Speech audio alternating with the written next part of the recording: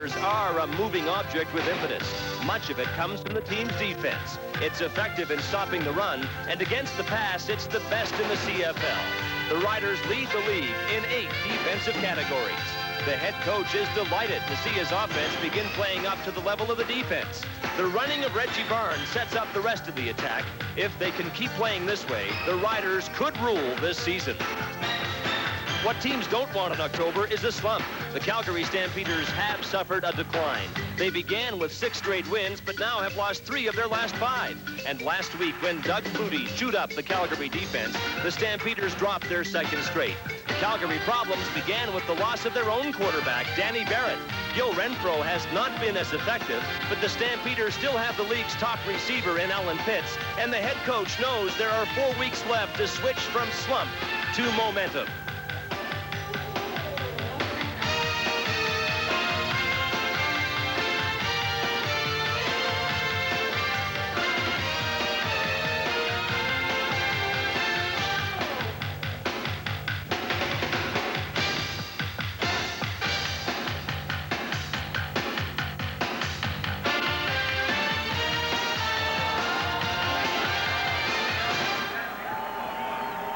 This fan is in the minority. Most in Calgary were happy to see their team charge into a first-place lead and would be equally happy today to see the Stampeders regain a share.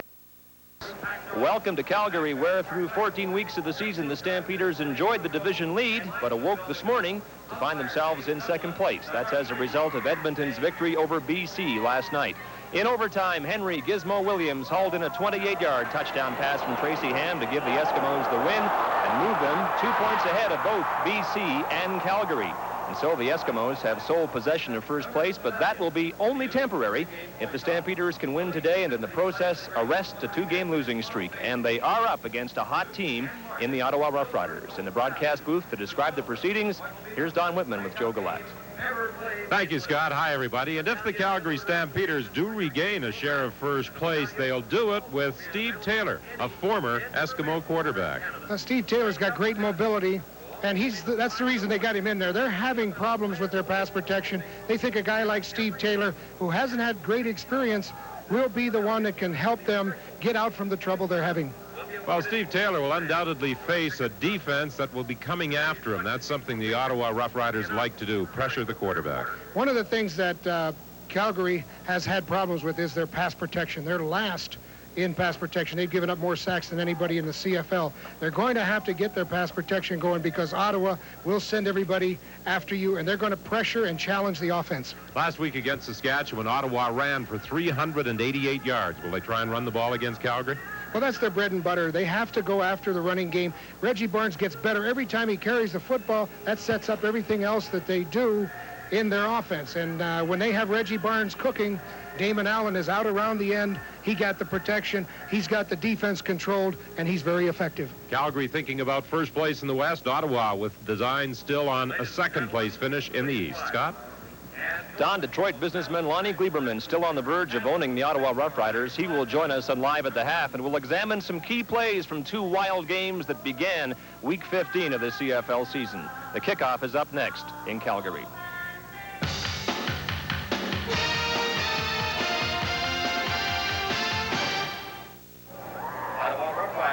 An honored guest to the Stampeders today is Terry Evanshin, looking not a great deal different than he did 24 years ago. The little guy who overcame big odds to last 14 years in a Hall of Fame career, caught 96 passes in 1967 to set the Stampeders' single-season reception record. And now the record's time has come. Evanshin is at McMahon Stadium to hand it over to Alan Pitts. Pitts needs 2 catches to break the record, and when it is broken, they plan on stopping the game so that Evanshin can make a formal presentation to his successor. Terry looks great, having overcome near-fatal injuries suffered in a car accident. He gave an emotional speech to the Stampeders this week. Fans here remember Terry Evanshin, and they won't forget Alan Pitts for the season he's having. And Don, at the rate that Alan Pitts catches passes, we may not have to wait long for Terry Evanshin to hand over the record today.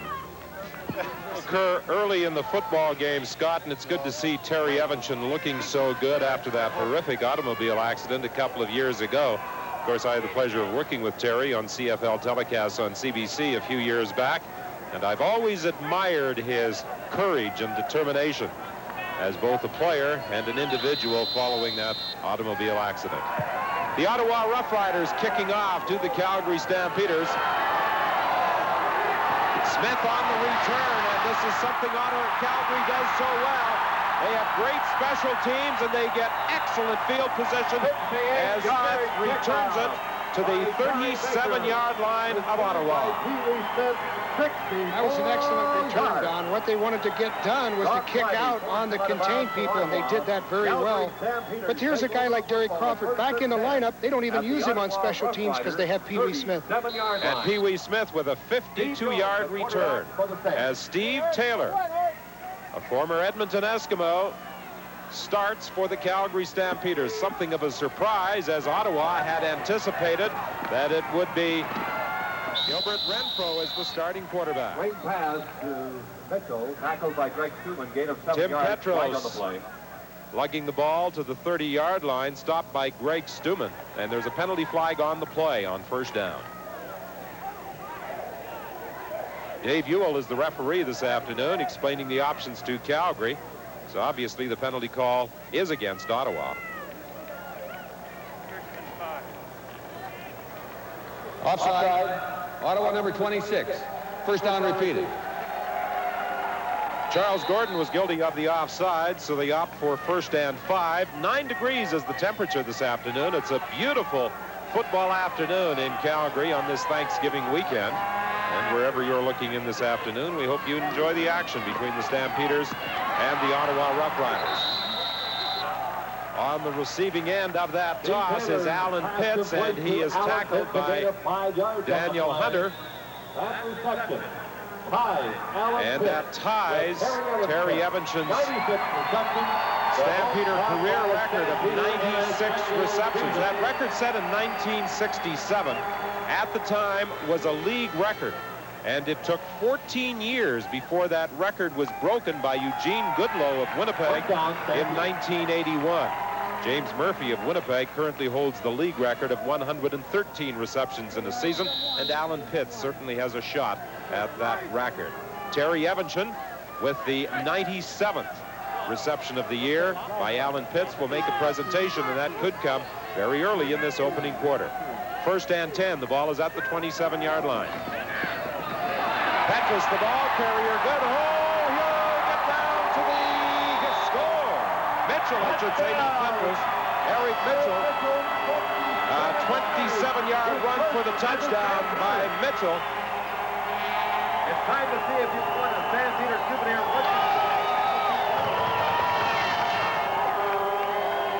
Eric Mitchell went exactly where they were blitzing their halfback, Daniel Hunter. And when you blitz as a defensive team, you vacate an area. Eric Mitchell, the youngster that played for the World League of American Football, is showing that he can replace Key Van Jenkins very capably on this play. Wally Buono was saying they wanted Mitchell to come to training camp, but he had had the grueling experience of a World Football League season, so they wanted to give him something of a rest before they brought him in. They had some contract difficulties with Mitchell as well, and they finally agreed to terms a couple of weeks ago. And in his first start for the Calgary Stampeders, he certainly makes his presence felt with a 27-yard touchdown run. He certainly looked well rested on this play. This is Eric Mitchell, and what happens is Taylor gives him the football, but you'll see the safety coming in from this angle completely missed the football play.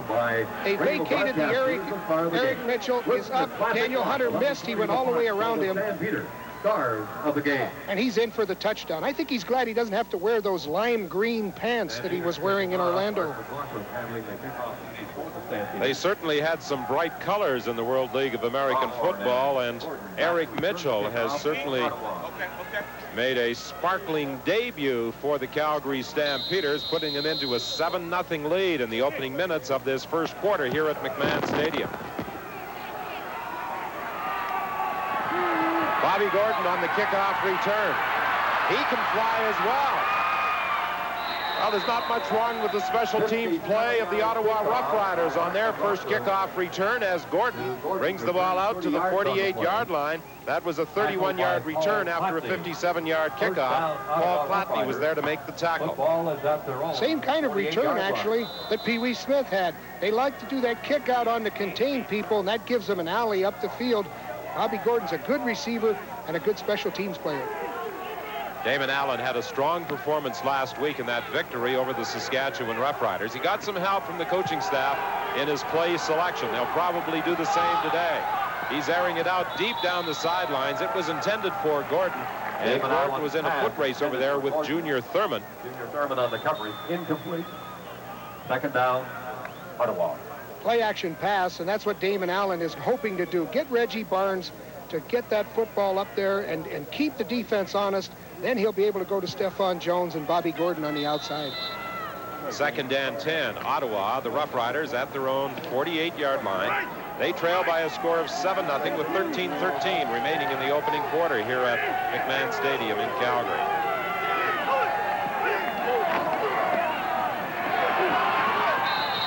Reggie Barnes battled his way up close to midfield. Gain of 7 yards. A gain of about 7 yards, but the Ottawa Rough Riders will be forced to send in their punting unit. Reggie Barnes had a big game last week against the Saskatchewan Rough Riders. He's only 92 yards shy of equaling his production of last year, 1,168 yards. Coming into this football game for Reggie Barnes of the Ottawa Rough Riders. And Number 2 in rushing behind Mims of Winnipeg. Calgary's going to keep Alondra Johnson on Reggie Barnes all day, so watch for number 51. He's going to have to control Reggie.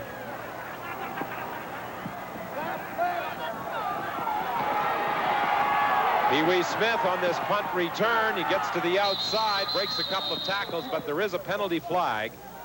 And probably going to be brought back with 12:28 remaining in the opening quarter.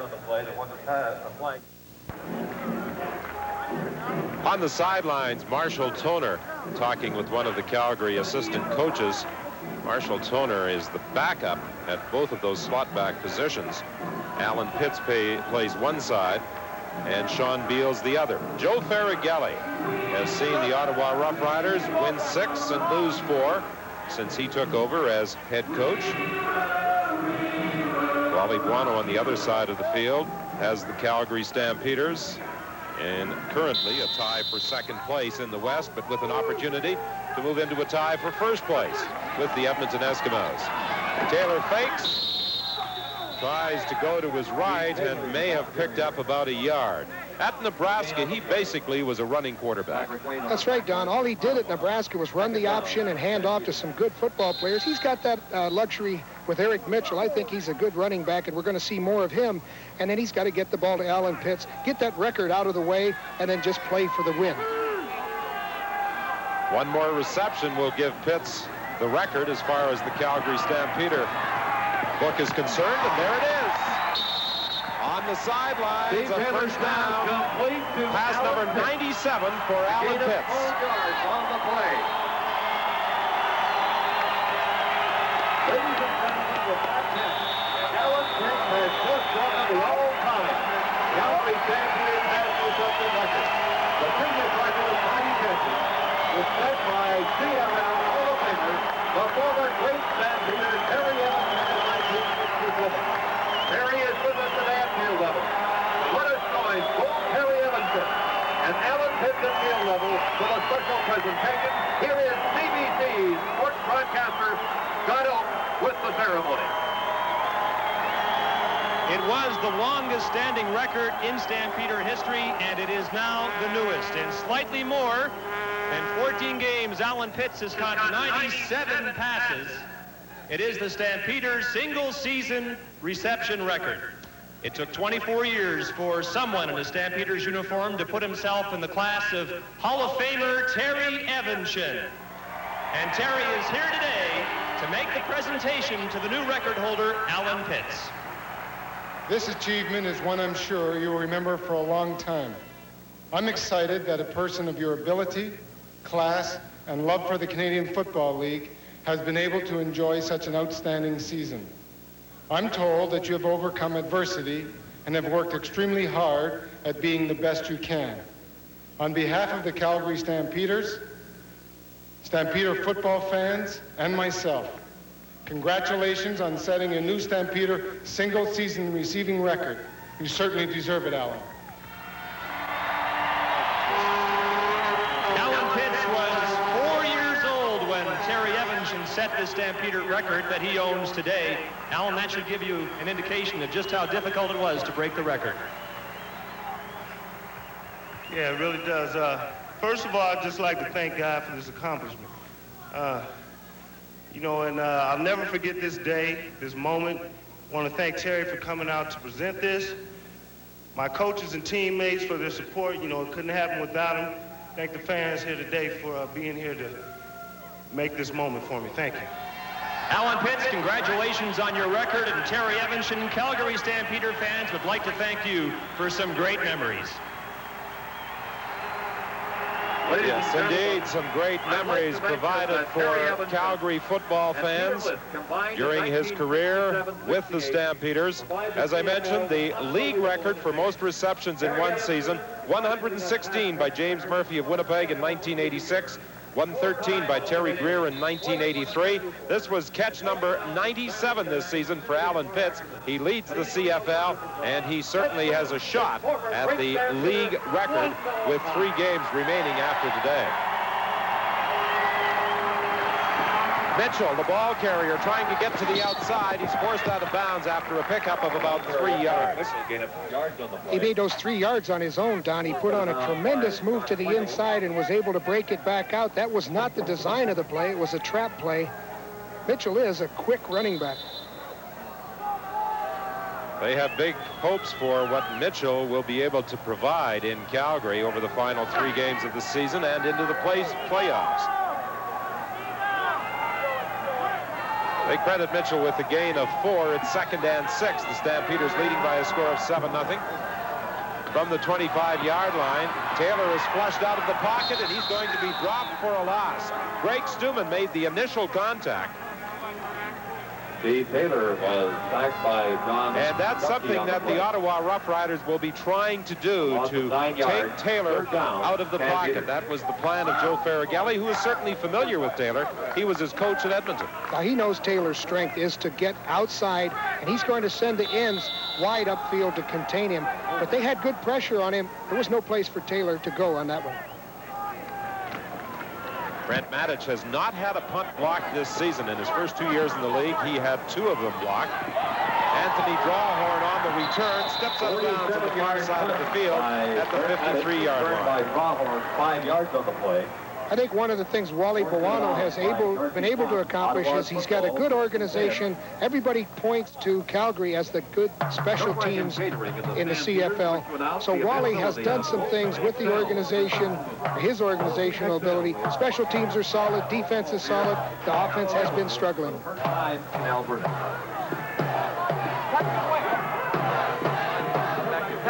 First and 10, the ball at the 53. Damon Allen directing the attack. Reggie Barnes, the ball carrier, and Barnes is picking up where he left off last week against the Saskatchewan Roughriders. He romps for another Ottawa first down.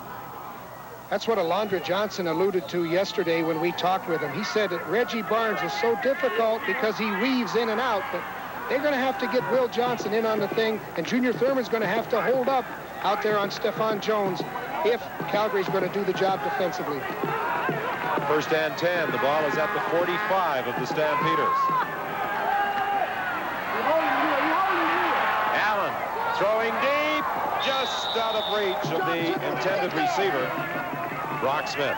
Brock Smith had Darrell Hall beaten, but the ball was well overthrown, and Damon Allen took a hit on that play. And quarterbacks don't want to take too many hits.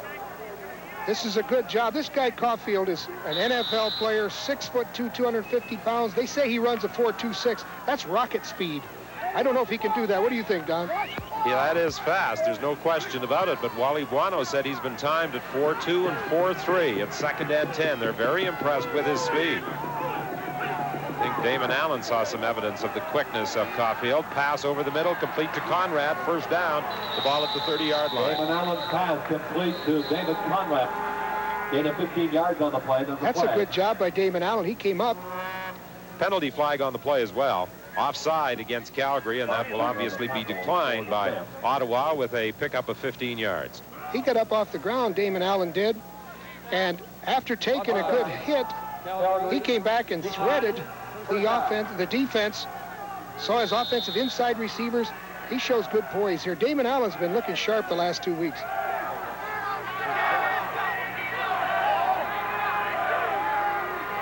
Ottawa with a new type of formation, 3 receivers deep side of the field, but that did not fool Calgary. They put pressure on Damon Allen. Will Johnson made the tackle. Will Johnson, who has moved to that strong side linebacking position or defensive end position. What they tried to do was do that draw play with the trap that we saw last week, Don, but Will Johnson beat the trapping guard pulling. You see Illebroon coming over. Will Johnson just beat him. He saw him pulling down. He smelled the play out. They're well scouted, well prepared for this game. 2nd and 12 from the shotgun formation. Damon Allen was looking for Stephan Jones, incomplete. Damon Allen's pass. Pressure being applied by Will Johnson. Anthony on the coverage for the Stephan Jones returned to the Ottawa lineup last week in that win over Saskatchewan, and he certainly made his presence felt. He provides them with the speed at the wide receiver position. And he's got good know-how. He's got good savvy. He runs nice routes. Even though he's fast, he doesn't always rely on his speed. He'll make good, clean cuts. That's what they need as an experienced receiver. Eddie Brown just didn't have that experience. 39-yard field goal attempt by Baker goes wide. And the Calgary Stampeders will concede a single point with 8:03 remaining in the opening quarter. The score, Calgary. With 4 games to go, 3 for some in the CFL. Here's how they stand. In the East, the Argonauts still need 1 win or 1 Winnipeg loss to clinch first place, and Ottawa's need for a win today is evident. Riders need a couple of points to keep the heat on the Bombers. In the West, 3 teams in serious contention for first place. This kind of race we don't often see. With their overtime win last night, the Eskimos have sole possession of first. Calgary Stampeders would like to have a share of it, Don, in about 2.5 hours' time. This race is perhaps the most interesting since 1977, when Winnipeg, Edmonton, and BC wound up with identical records. Mitchell is wide open.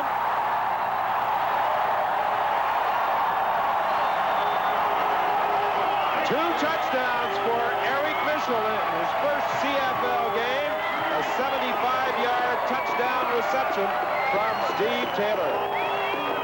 Wally Buono told us yesterday that the thing he liked about Mitchell was he had really good hands, and he's quick enough to get out in the open. He's like having another receiver in the backfield. You got to give Steve Taylor some credit on that play, because oftentimes you see a receiver wide open, they either overthrow them or they underthrow them. But watch what Taylor did. He came out, got good protection, he set, and put the ball perfectly over the outside shoulder, and the rest is up to Eric Mitchell, and he took it all the way. In the Southwest Concourse under Section A. McLaughlin adds the point after, and with 2 touchdowns by Eric Mitchell, the Calgary Stampeders have jumped into a 14-1 first quarter lead with still 7:41 remaining. It's not bad production for Eric Mitchell. He's touched the ball 3 times and scored 2 touchdowns. I'd say that's a good day, wouldn't you, Don? 22 seconds for the Calgary Stampeders to come back and answer that single point by the Ottawa Rough Riders with a touchdown by Eric Mitchell. 14-1 they lead, and Steve Taylor did a fine job of delivering that football to Mitchell. Well, you and I talked about Steve Taylor. His experience at Nebraska was not very extensive as a passer.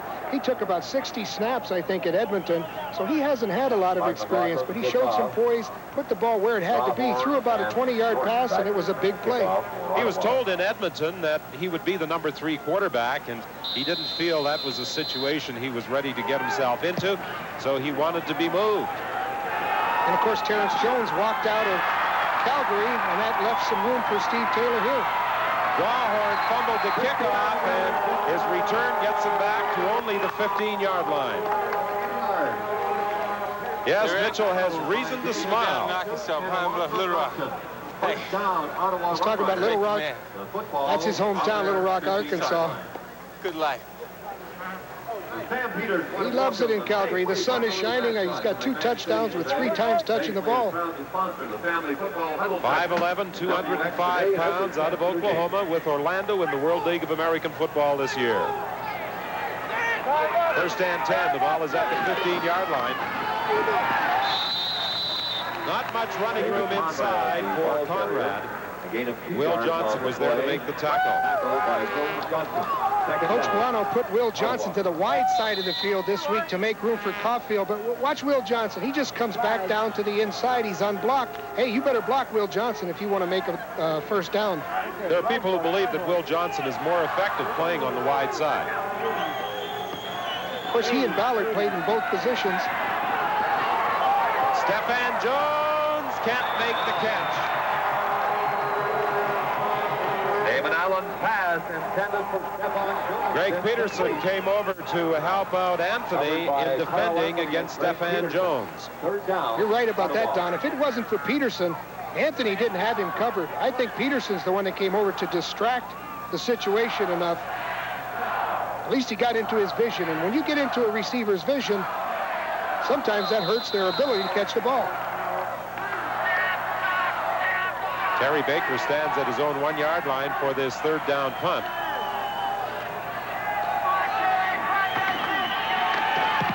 It's blocked. Touchdown. Ron Brandon took it into the end zone.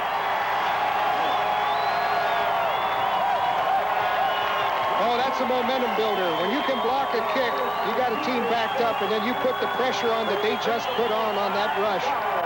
That's a tough one to take. Bill Farragelli must be thinking to himself, it's a sunny day. Where's this lightning coming from? Terry's trying to spin the laces. When you saw him spin the laces, that was just that 1/10 of a second that they needed to get that ball into the end zone. Juan Brandon, I think, recovered. They're fighting over who has the ball. Hey, where?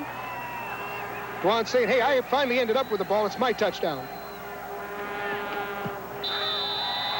And with the point after by Mark McLaughlin, 6:31 remaining in this opening quarter, and it's 21-1, Ottawa in front. Brandon, another of the changes that Coach Wally Buono made for this game, trying to snap the 2-game losing skid. Brandon had been out of the lineup with a knee injury. He's one of the new faces in the Calgary lineup this season, and he has scored a touchdown and will return with the Calgary kickoff right after this.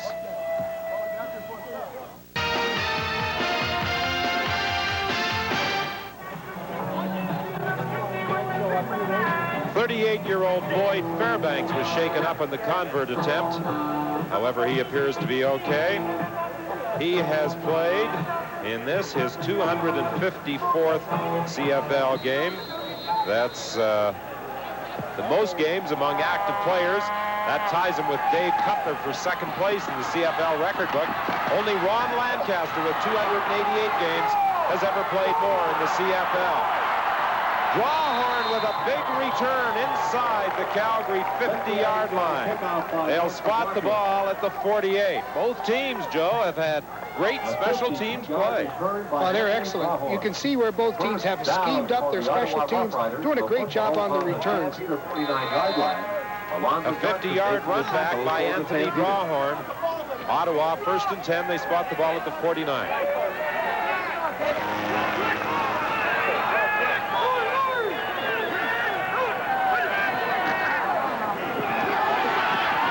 Off to Barnes, and he battles his way for about 5, maybe 6 yards. Cofield and Zivakovic in on the tackle. 5 yards on the play for Ottawa. Yeah. Here's Drawhorn. He's telling him what he can do. I can get it, he said, if I can break it to the outside. Call up my agent. Tell him I want 30% raise. He ain't gonna have time because nobody seen him. I understand. Right. He said nobody saw him.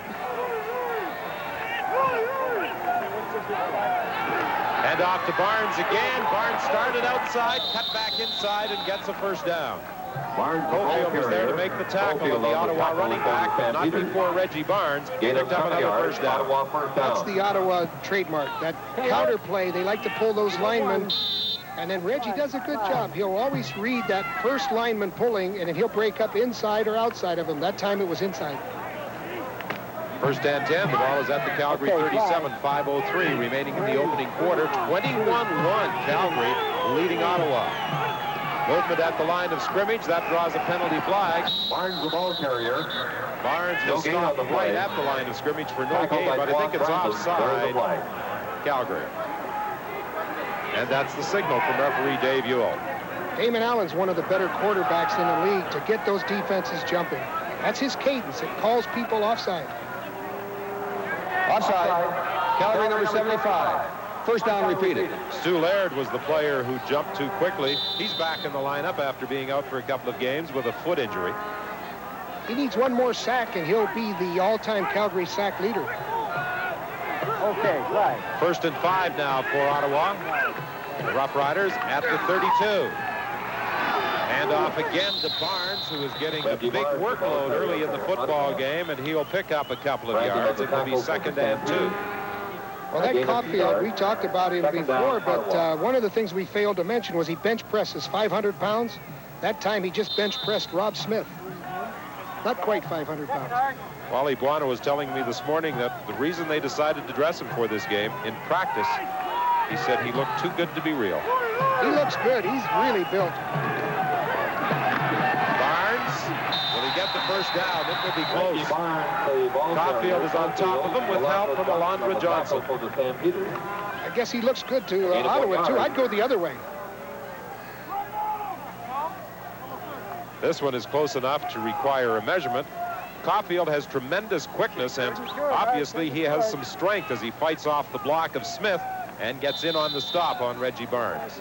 One of the problems with the counter is that it is a little bit slow, and if you've got people who can react like Caulfield can, look at those arms. Well, he's got arms like I do.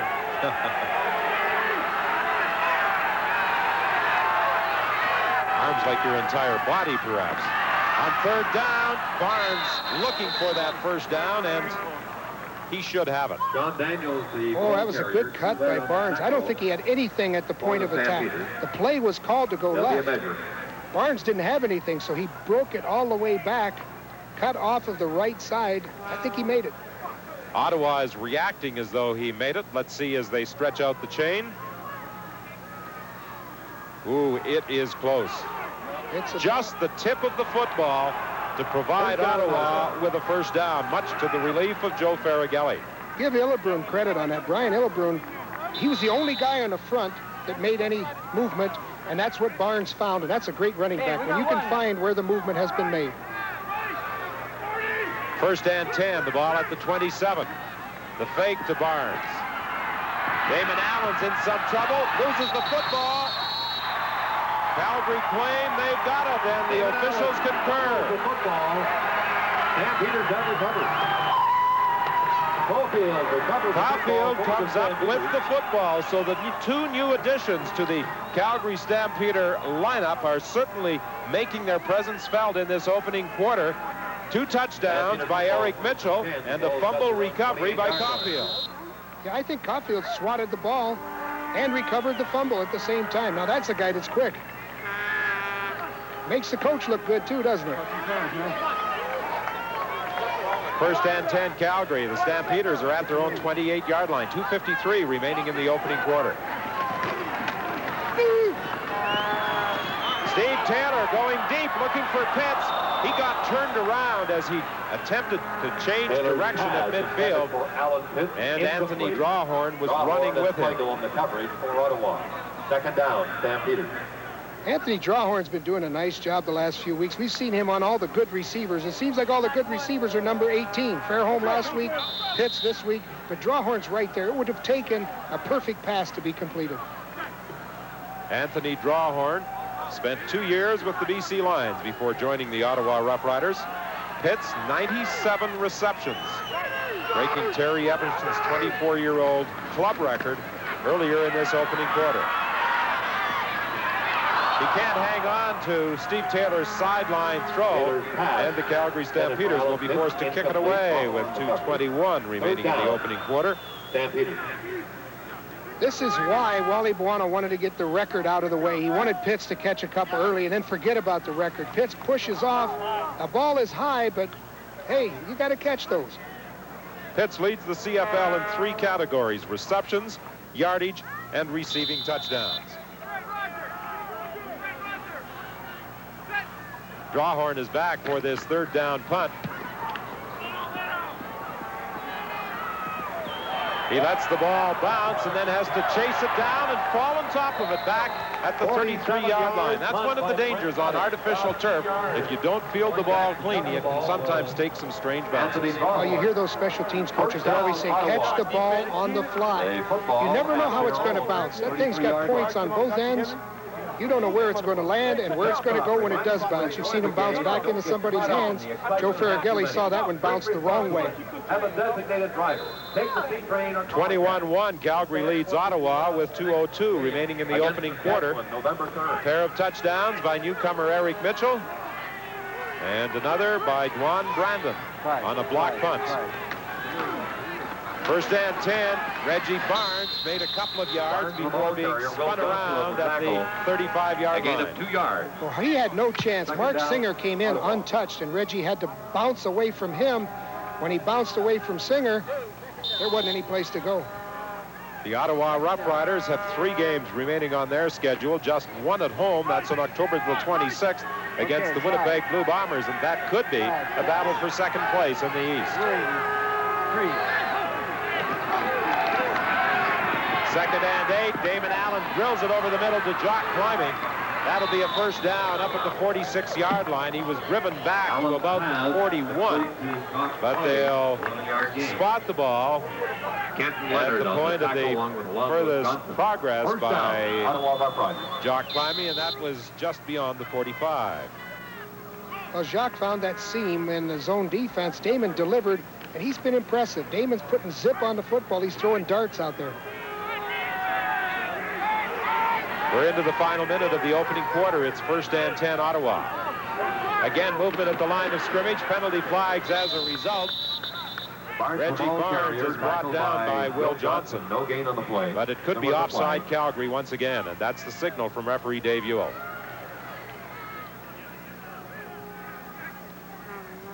A couple of times now, there has been premature movement on the part of the Stampeders. Offside, Calgary. First down repeated. And as you indicated, they are reacting to the change in cadence by quarterback Damon Allen in all probability. Yeah, Damon's pretty slick at that. What he'll do is go on a quick count 3 or 4 times. Then he'll come up and really bark out that first sound. They think he's going to snap the ball, and they go. 1st and 5, fake inside to Barnes. Damon Allen throws. Incomplete. It was intended for Brock Smith, and Darrell Hall was defending on the far side of the field. That was not a good throw by Damon Allen. Not a great throw, but I think what happened, Hall was in there crowding him enough. You know, Hall's that guy from University of Washington. This is only his 2nd year in the league. He looks like a nice defensive back. Come on, old guys, let's go, fellas. Come on, Dave, move the ball, bud. Here we go. 2nd and 5. Gordon goes wide to the left. Stephan Jones to the right. Penalty flag again. And this could be another offside call. Brock Smith makes the catch. It will be a first down Ottawa at the 45 of the Stampeders on what could be the final play of the opening quarter. For the Stampeders, flag. Offside, Calgary number 93, decline, first down. Kent Warnick was offside on the play, and that is also the final play of the opening quarter, being 21-1.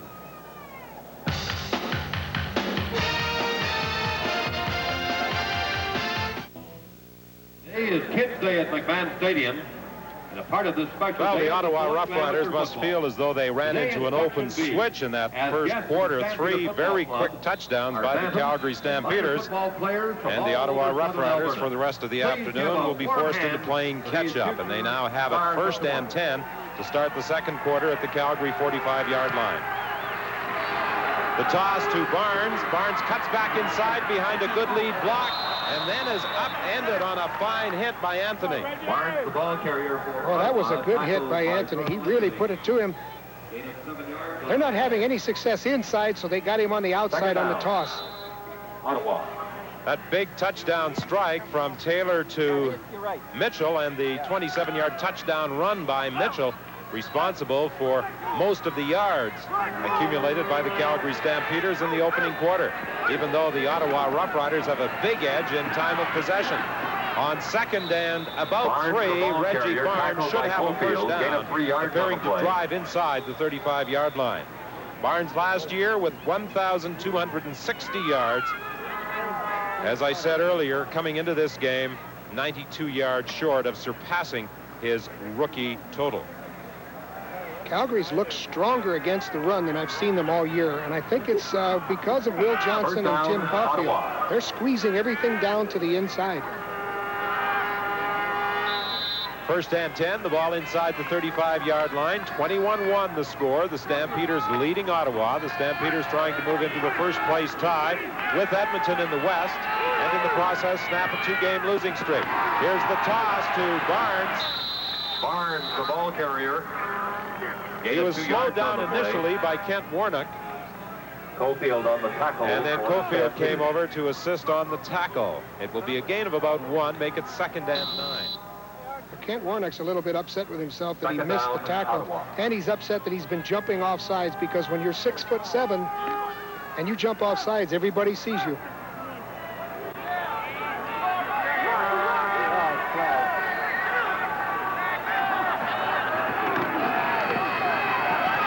David Allen throwing over the middle on second down, and David Conrad got tangled up with the official, and he went down in the process. Fell on the play. And Joe Farragelli has reason to be upset. That might have resulted in a first down had Conrad not got tangled up with the official. Well, that's interference, no question about it. I mean, that is pass interference. Can you throw a flag on something like that? There's nobody left to throw the flag. The official was down. He was sitting on the flag. He can't get it out of his pocket. So as a result, the Ottawa Rough Riders are stopped short of a first down. Baker with his second field goal attempt of the game, and this one is good. So with 12:45 remaining, the score, the Calgary Stampeders, a 37-yard field goal brings the Ottawa Rough Riders to within 17. Stampeder home game. Members of the media will select the Sport OV Outstanding Player of the Game award. One player from each of the offense, defense, and special teams. This is what it takes. You got to have a good hold, and this ball was centered properly. It was over the, when you center the ball over the tee, now the holder can get it down quick. Unlike the last one with Baker missed, this one was centered right over the tee. The holder did an excellent job keeping the laces away from the kicker. Hey, it's 3 points. Terry Baker preparing to kick off after that successful field goal attempt. One of the things that doesn't show is the offensive line shifted. They were hoping that they could get Calgary to jump off sides. It was 5 yards or less. They could get a first down from it. So they shifted down, put their hand down, but Calgary didn't jump. So they had to end up with the 3. Mitchell on the kickoff return. He bounces off a tackle, tries to get to the outside. And the Ottawa Rough Riders bring him down to the 33-yard line. A 27-yard run back by Eric Mitchell. I bet he thinks that Calgary is like Little Rock, Arkansas, when they have the Chinook here, but I wonder what it's like in a month from now. Well, when those Chinooks do blow in during the winter months, the weather in Calgary can be very, very pleasant. I remember the Olympic Games in 1988, where the temperature on a number of days during the 88 Olympics in Calgary was warmer than in Miami. Well, Eddie the Eagle didn't like that temperature, did he? He didn't like many things about that ski jump during the Olympic Games. Pass is complete to Andy McVeigh. Andy McVeigh taking it up to the 40-yard line. On the play. Greg Stuman forced McVeigh out of bounds. When the play starts, it's very First down. Joe's concerned with his protection. He's talking to David Conrad about pass protection. Let's give Damon Allen a chance to get that ball off. First down, Stampeders. I think Calgary's doing a good job of giving Steve Taylor things he can do well. He's not throwing too many deep passes. He's throwing the intermediate stuff, having good success with it. Well, Taylor is attempting to move the pocket around, get the ball to the backs more. He completed that pass to Andy McVeigh.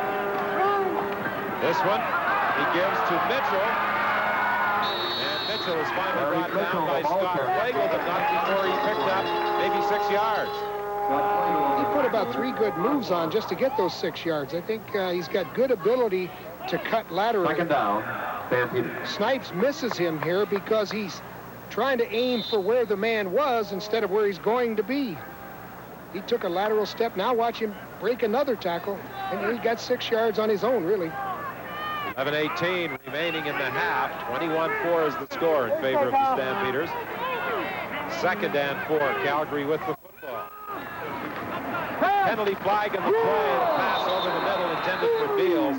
Incomplete. This might be a procedure call against Calgary. No, it's offside against Ottawa. Almost looked as though Taylor had stepped away from the center really before he had the football, but it was an offside call against the Ottawa Rough Riders, and it's Offside. first down. Ottawa number 1. First down. Andre Francis was offside.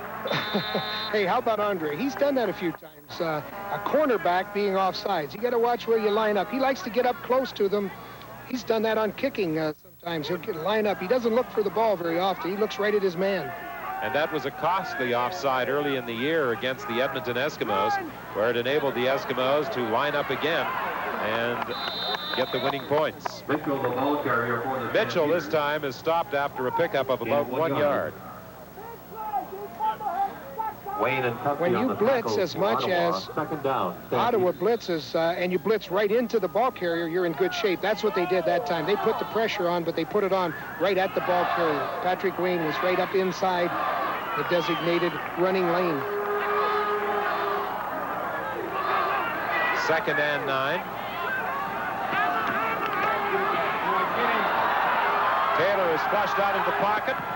Throws complete. And that will be a first down as Sean Beals takes it out of bounds right in front of the Calgary bench. That's why they have Steve Taylor in the ball game. Steve Taylor has mobility. He had to avoid 2 tacklers to get this ball thrown. As he drops out, there's an untouched outside man coming from the corner. Steve wheels to the outside. That's a completion for a first down. Nice job by Beals staying with the pattern. Anthony Drawhorn took Beals out of bounds, but not before he had picked up necessary yardage for a first down at the 47-yard line. Drawhorn moving around. He can't escape the pressure this time. And Patrick Wayne will be credited with the quarterback sack. Patrick Wayne.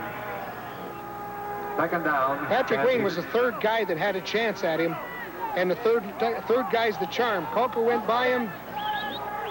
Lewis went by him. Patrick Wayne ties him up. Kropke was right in there, but couldn't wrap him up, so Patrick Wayne had to do the job. Patrick's playing good football. Excellent on the blitz. He missed one game earlier this year against the Toronto Argonauts. Woke up at 5 o'clock in the morning with severe abdominal pains and had to go to hospital and missed that game. Scott Flagel coming from his safety position misses the tackle. Flagel is hurt. Pitts was wide open, and Drawhorn at the last moment got a hand up to deflect it away from him. Taylor did a nice job of avoiding a blitzing Scott Flagel, and Flagel from his safety position, when he went flying past the quarterback, lay on the turf for a few moments. He did not get back up and get into the play. It appeared as though he was hurt, but he is now out. Pitts sees what Taylor's doing. Taylor's waving him downfield. That's a good adjustment by Pitts. He had a short route, turned it into a long route. He's open, but Anthony Drawhorn made a super play on this.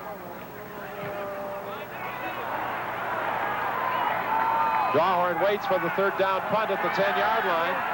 And David Sapunjas is there to make the tackle with help from Davies. Sapunjas has played well this year for Calgary on special teams. 8:48 remains in the half. There's been some controversy in the CFL lately over illegal substances. The Bombers would argue that a penalty to one of their players for using a carpenter's tack cloth cost them a victory against Toronto a couple of weeks ago. That cloth is not legal, but gloves with tacky leather palms are. And Alan Pitts had these on for every one of the 97 catches in his record. How tacky are these palms? Let's just try this, and geez, I hope this works. Pick up your prize at the ATT. There you go. That's for you, Joe. Another in our continuing series of reports on tactified leather gloves. He should be wearing those tactified leather gloves when we're in the restaurant in the mornings and the check dumps. Well, I think he's wearing them, and they only keeps them in his pockets because his hands don't come out of his pockets very quickly. Pitts with 7 100-yard receiving games this year, one shy of the club record of 8 established by Terry Evanston in '67 and Ray Alexander in 1988. Good fake by Damon Allen. Wilcox wide open on the far side of the field for a first down at the 37. Damon Allen faked that toss. That was a perfect first down. fake from Damon because he took the whole defense off guard. As he comes around, he faked it. A one-handed fake. That's kind of a neat-looking play, isn't it? And Wilcox made the break. Kenton Leonard is nowhere around him. 8:22 remaining in the first half. 21-4 is the score. First and 10, Ottawa from the 37-yard line. Draw play with Barnes. Barnes got outside Will Johnson. He had initially started to move off tackle. He was forced by Johnson, and Barnes ran to his outside and turned what could have been a loss into a gain of about 5. But look at the reaction by Johnson. He gets beat, but watch who makes the tackle. Hey, you got a good defense when you got guys that can come back, react back to the play like that.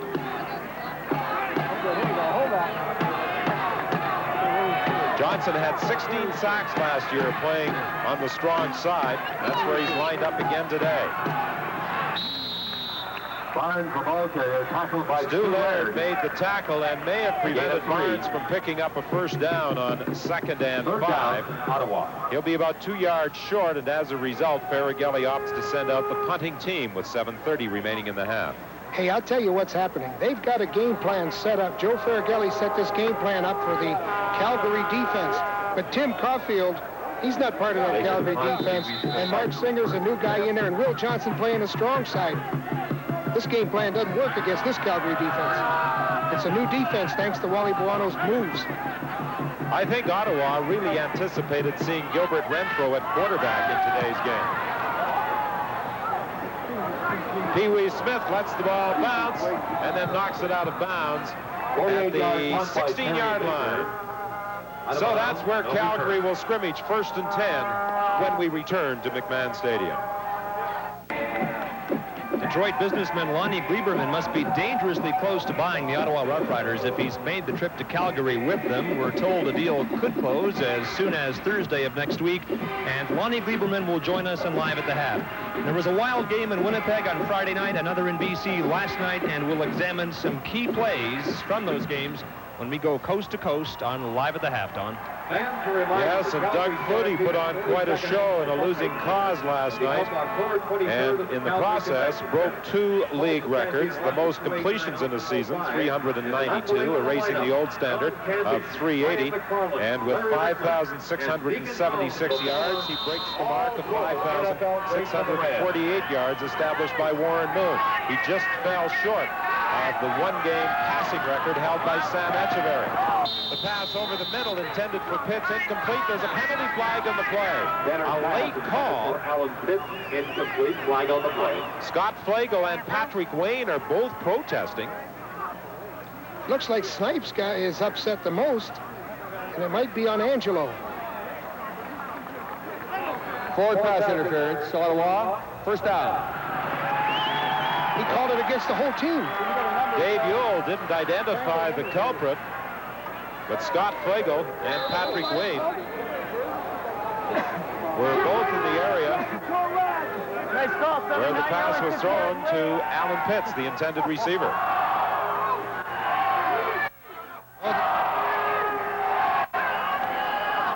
Well, somebody apparently did have hold of Alan Pitts' jersey. Eric Mitchell, the ball carrier, up to the 25-yard line, maybe the 26. for a pickup of about 6. I think you're allowed to grab the jersey for an instant, but if it's over 1 second, then they call you for holding. But Alan Pitts is smart. He wears that loose-fitting jersey. It shows quite clearly. I think Boano told him to wear those loose jerseys. The holding shows more obviously. Well, when the jersey stretches about 3 yards, I think there could be a holding. That's the giveaway. All sorts of movement at the line of scrimmage on the second down play attempt by the Calgary Stampeders. If you're an offensive lineman and you try to block blitzing linebackers, you're going to have trouble.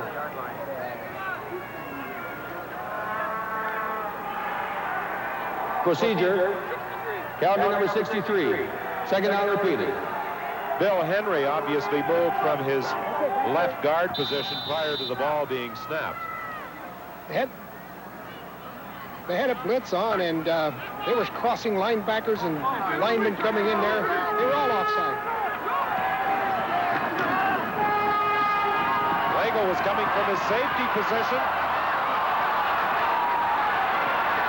Now Taylor throws deep, and no, he can't hang on. Beals had it. He was wide open way down at the 40-yard line. I think Steve Taylor learned something from Tracy Ham from watching him all of those games. He was dead down. He was going to be tackled right from behind, but he scrambled away, and he put a perfectly thrown ball out there. That's a nice pass, particularly after all the duress he was under. Beals could not hang on, much to the relief of Daniel Hunter. It was almost blocked. Kensley Palmer almost got to it. Penalty flag on the play. 30-yard punt by Brent Medic. And the Ottawa Rough Riders will improve their position as the result of no yards. 1:30 here at McMahon Stadium. David Sapunjas was called for no yards. As a result, the football is spotted at the 53 of the Stampeders. Ottawa has it 1st and 10 at that point with 5:31 and the clock running, the time remaining in the first half here at McMahon Stadium.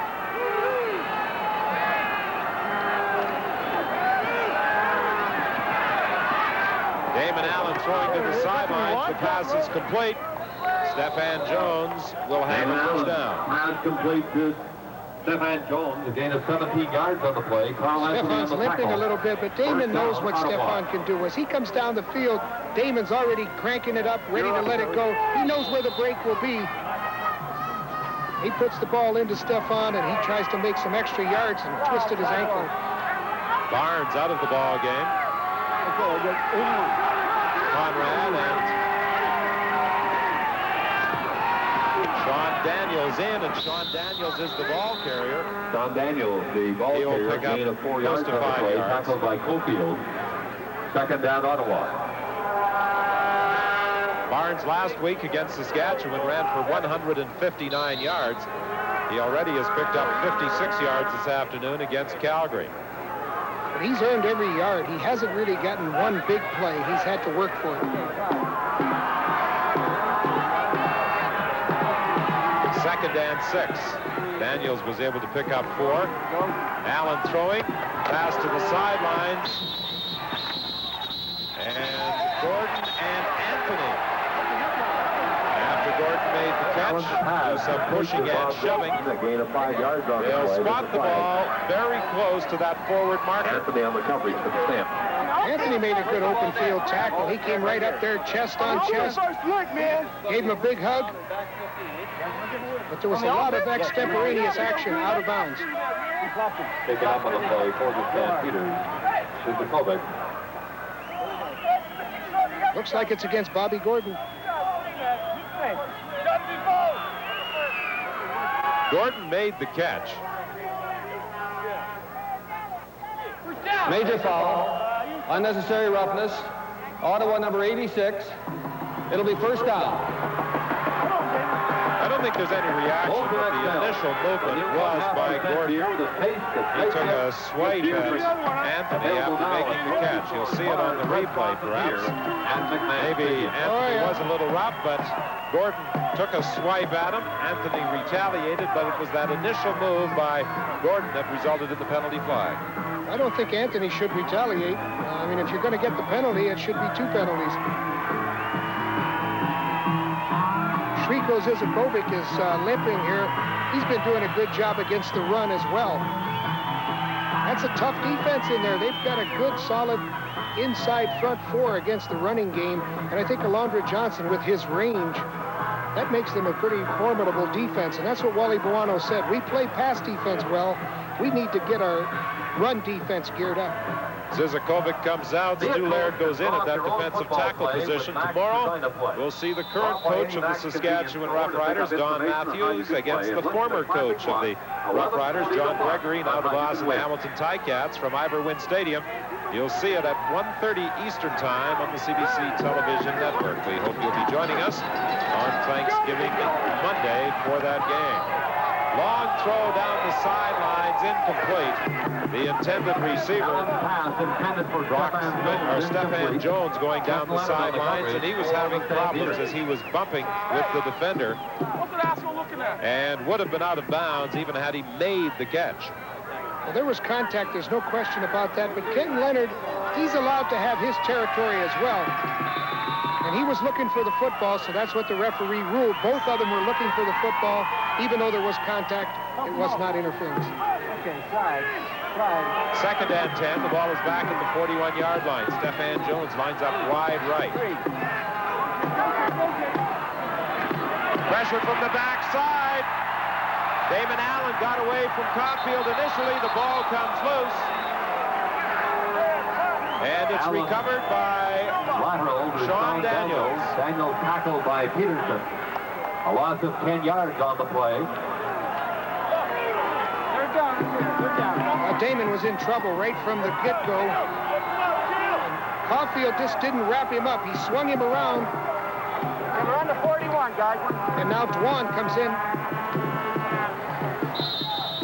And Ottawa was fortunate there as Damon Allen tried to pitch the ball out to Sean Daniels. Yeah, I think you're right, Don. I think he was trying to pitch it. He was in trouble. He knew it. Tried to get it out to somebody to get some yards. A little dangerous, huh? Dangerous indeed. Terry Baker with a 48-yard field goal attempt. It is good. Baker's 48-yard field goal is good. So the Ottawa Roughriders have cut into that 3-touchdown advantage that Calgary enjoyed. It's now 21-7 with 2:58 remaining in the half. Well, it's not a bad afternoon in Calgary, but I don't think it's quite that nice, Joe. Gee, that looks like Vancouver weather, doesn't it? Those are the 2 guys that ran on the field last night in Vancouver. Kickoff will roll out of bounds at the 13-yard line, and the Ottawa Roughriders will be asked to kick off again. Illegal kickoff. Ottawa number 10. So there's no hot. But they went inverse. The back, it's 85, the right spot. Hey. Backside guy, yeah. Ladies and gentlemen, you're reminded to buy your minor football 50-50 tickets before the end of the half from any of the 50-50 volunteers in the stadium concourse. Because they're going 3 rotates, so. Why do you want to go 85? Why out? Because why? Because you got Will there trying to cover the camera for you. On the corner? Yeah. If they go man. Oh, I see what you're saying. He wants to go 85 out because Will's got to cover up. Yeah, so he jammed you guys with the outs there. So there's no hot right now. No, there's Will's outside. Right. Run inside Louise. Heyman's going to throw that out cut. I didn't see who these guys were. Well, the receiver and the quarterback have to be on the same page, and Damon Allen is making sure that he and Gerald Wilcox understand what he'll be attempting to do. Mitchell on the return brings it up to the 44-yard line, but there is also a penalty flag on the play. 34-yard flag on the play. A 34-yard return by Palmer Mitchell. on the tackle for Ottawa. Kensley Palmer made the tackle. I think it's against Dan Wicklund. Illegal block. Calgary number 19. First down. Well, it was Carl Anthony instead of Dan Wicklund. On the sidelines, let's join Scott Oak. Well, Don and Joel, you'll recall last week how Ottawa's defense stifled Saskatchewan. The score tells us they've not been able to do the same to Calgary, and the Ottawa defenders were telling me before they headed onto the field, one of the reasons for that, the speed of Eric Mitchell. They're lining him up on occasion outside a wideout, forcing him to go one-on-one with a linebacker, and Mitchell's superior speed has put them in a hole. Well, the footwork of Steve Taylor could not avoid the grasp of Lewis as the veteran defensive tackle drops the Calgary quarterback for a loss back at the 20-yard line. Penalty flag on the play. Calgary number 34. Decline. Second down. The holding call against McVeigh. It's declined. That was a coverage sack more than anything, Don. I think what happened, coverage was so good. There's Will with a back spasm. Will Johnson with an ice bag on his back, hoping that the offensive unit will stay out there for a while. Sideline pattern. Derek Crawford takes it out of bounds. Won't be close enough to a first down. As a result, the Stampeders are forced to kick. Crawford was injured in the very first game of the season on July 11th. He suffered a broken ankle. There were many who didn't think that he would return this season. Yeah, he's a tough guy from Memphis. They said it was a shattered ankle, and it is to his credit that he's back out there this year. Gordon on the punt return gets a key block. There's room down the sidelines, and he brings it all the way back to the 17-yard line. What an excellent wall return. They did a good job of keeping the people to the inside. They set the picket fence up. They made a wall of blockers to that wide side. You can see Gordon gets a great block here. Charles Gordon on Darrell Hall, and that enabled Bobby Gordon to turn the corner for a 42-yard return. That's a nice offensive play. There's also an injured Calgary player. Real fast, real fast. Deep breath. Pat Clayton, the athletic therapist, talking to the injured player. Yeah. Ladies and gentlemen, the lucky winner of the $50 Silver Grey Cup commemorative medallion is seated in Section R, Row 1, Seat 2. Congratulations. David Sapunjas, the injured player, he was involved in the tackle. Oh, he got the football right in the solar plexus, and that is something. If you've never experienced not being able to breathe, that is tough. Your muscles spasm, you can't get your breath.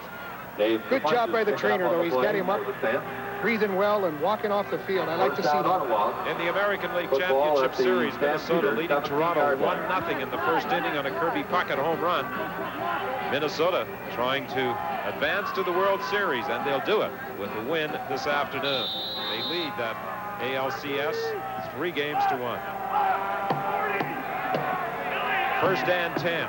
Ottawa at the 17-yard line. 2:10 remaining in the half. Ball goes to Barnes. Big hole. To the 1-yard line. It will be first and goal, Ottawa. Gain of 14 yards on the play. Tackled by Peterson and Leonard. First and goal, Ottawa Rough Riders. Well, what they did, they ran the trap play. They haven't had an opportunity to do that very often. And watch Barnes break it right up through off the block of the left guard. Good breakout. Barnes is running to daylight.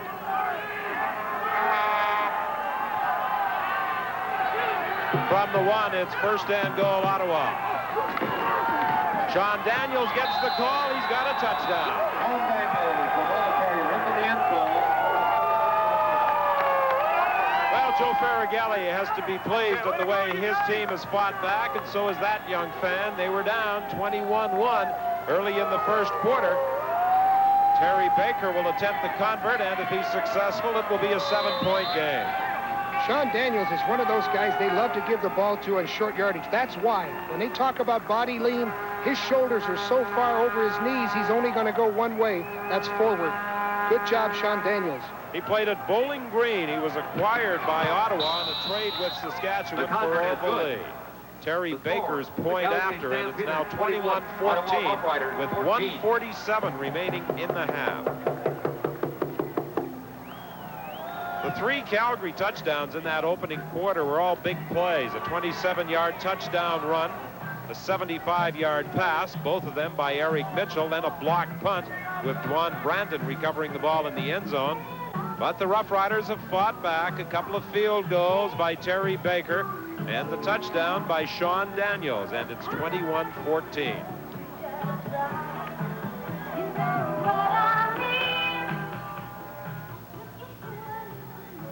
These teams earlier in the year met at Lansdowne Park, and it was 42-28 for Calgary.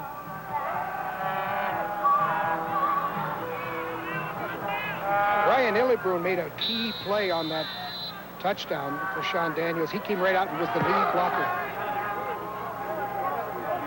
Mitchell waits for the kick at the 10-yard line.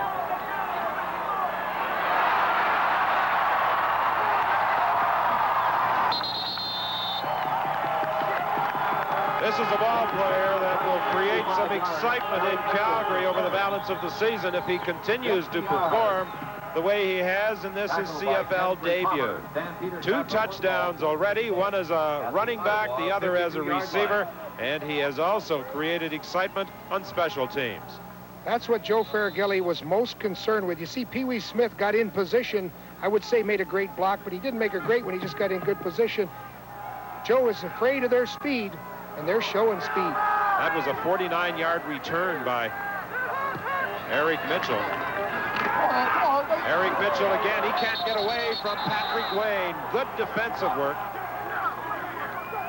That was a situation where Patrick Wayne was on the blitz. Lonnie Gleiberman, the potential new owner of the Ottawa Rough Riders. There will be a press conference on Thursday, and it could be announced on that day that he has taken over ownership of the Ottawa Rough Riders, a team that has been operated by the league since the 24th of July. Lonnie will be guesting with Scott Oak on Live at the Half. Perhaps we'll get some information then. Patrick Wayne really dropping running back Eric Mitchell. A loss in the play. Here comes Wayne again. He got to Taylor, forcing him to throw it up. The catch is made by Carl Bland, but short of a first down. He put that one up for grabs, and Patrick Wayne almost had a quarterback sack, and Taylor is fortunate there was a red jersey in the vicinity of where that football came down. Oh, that's a landslide. Look at Patrick Wayne, Scott Flagel come in here. I mean, they just buried him. He's lucky that was a completed pass. Very lucky. It was a jump ball, and Carl Bland got there first. McLaughlin will be attempting a 52-yard field goal with 1 minute remaining in the half. His longest of the year has been a 50-yarder. This now is his longest of the season. Wally Buono made a concerted effort yesterday to protect him in the press conference. There was a lot of people talking about McLaughlin's inconsistency. But when your coach sticks up for you like that, you give him a reward, and that's for you, Wally. That's for sticking up for your kicker. You know, they were asking Wally how he knew about the psychology of kickers. Guess who used to punt for the Montreal Alouettes? Wally Buono did some of that, so he could certainly relate to problems that punter and place kicker occasionally go through.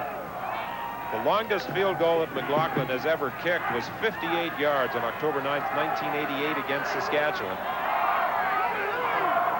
Up until that recent kick, 50 yards was his longest kick this season.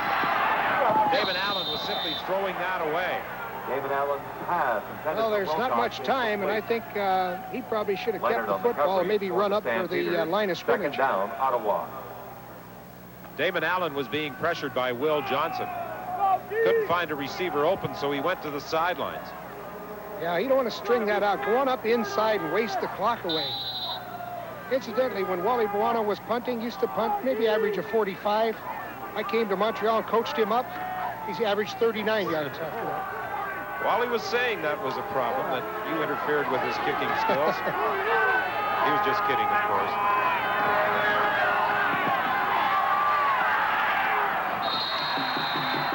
Actually, Buono was the kicker in a 79 Grey Cup, and there was a little bit of concern as to which punter we would use, Don Sweet or Wally Buono.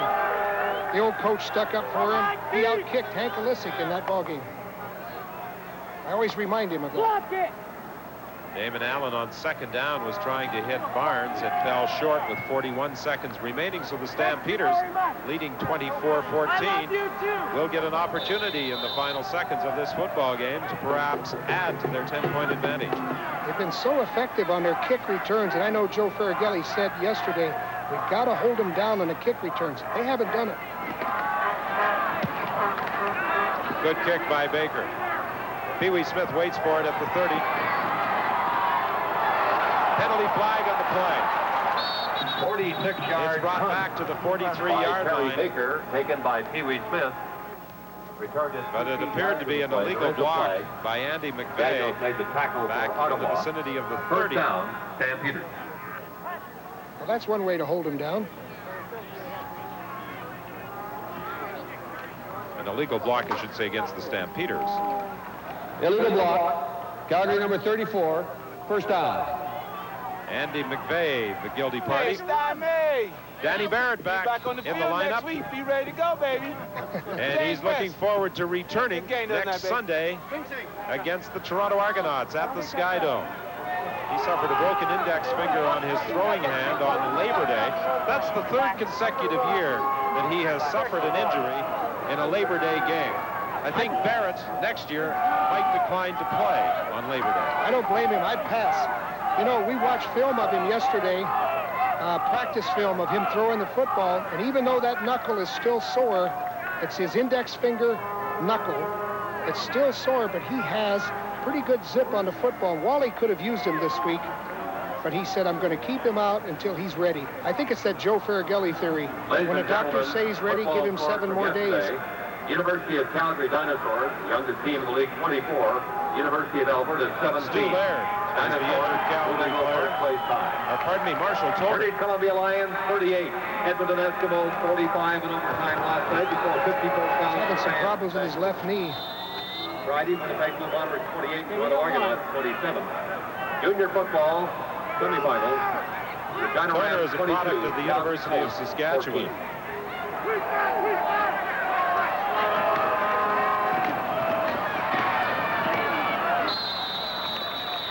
Mitchell, a product of Oklahoma, gain of 7 yards on the play. Really impressed with his on the tackle CFL debut here at McMahon Stadium.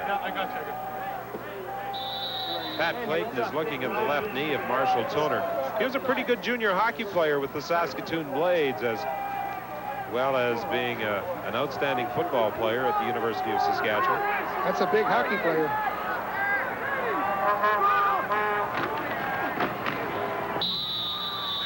Tony Spallettini, the ball carrier.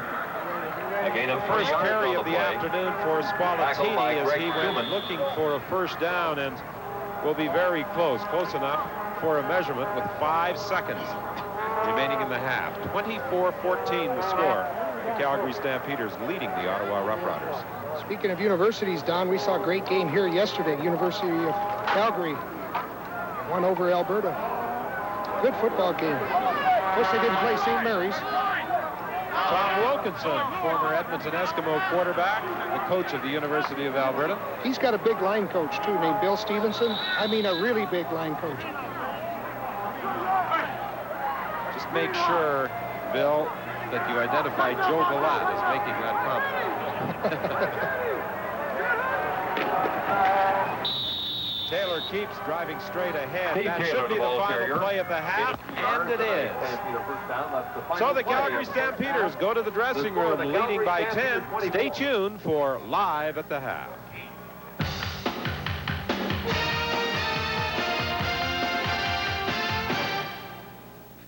Who paid yourself, and now you can with the Family Self-Defense Home Video.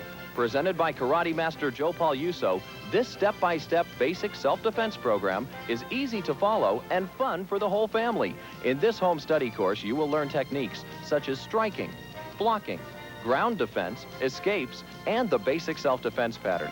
Also, use of practical weapons, a notebook, a lunch pail, and even the key stick self-defense tool, which is included free with the purchase of your Family Self-Defense Home Video. Remember, it's always best to avoid a conflict.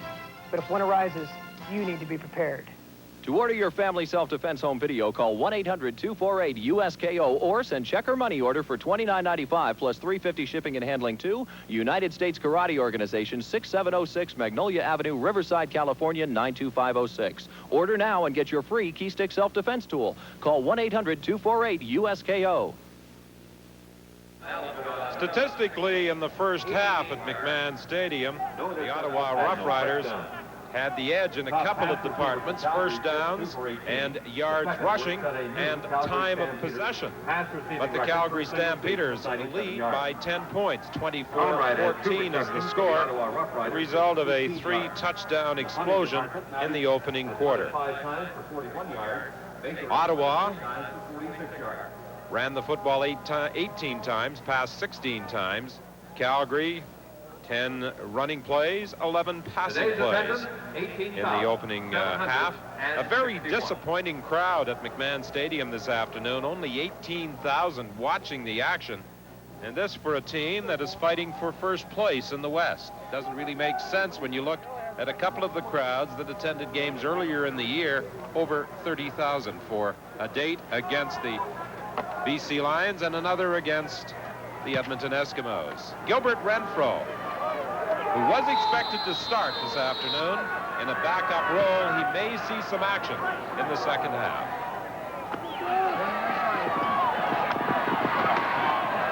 Strawhorn brings it back to the 32-yard line. David Sapunjas was downfield to make the tackle. That's where Ottawa will scrimmage, first and 10 from the 32. Actually, they spot the ball at the 31, a 20-yard return. Football will be at the Ottawa 31-yard line. Damon Allen has 70-some yards rushing, but that's not a typical Ottawa rushing attack. Last week we saw them over 400 yards. So Damon himself will probably have to run a little bit this half to shake things up and loosen up that middle for Reggie Barnes. Stephan Jones comes wide to the right. Hand off to Barnes. Barnes attempting to cut off tackle, and he'll pick up maybe 5 yards. Darrell Hall, the tackle for Darrell Hall Stampeders. in on the stop for the Calgary Stampeders. In that American League Championship Series, the Minnesota Twins now leading Toronto 2-0 in the second inning. Minnesota leading the series 3-1. They could advance to the World Series against either Atlanta or Pittsburgh with a win this afternoon. Second and 6. Ball at the 35. Allen steps up into the pocket. There's a penalty flag. It will probably go for naught and will be brought back as the result of a holding call. Singer made the tackle. Well, that's one way to stop that. Caulfield and Johnson hold them.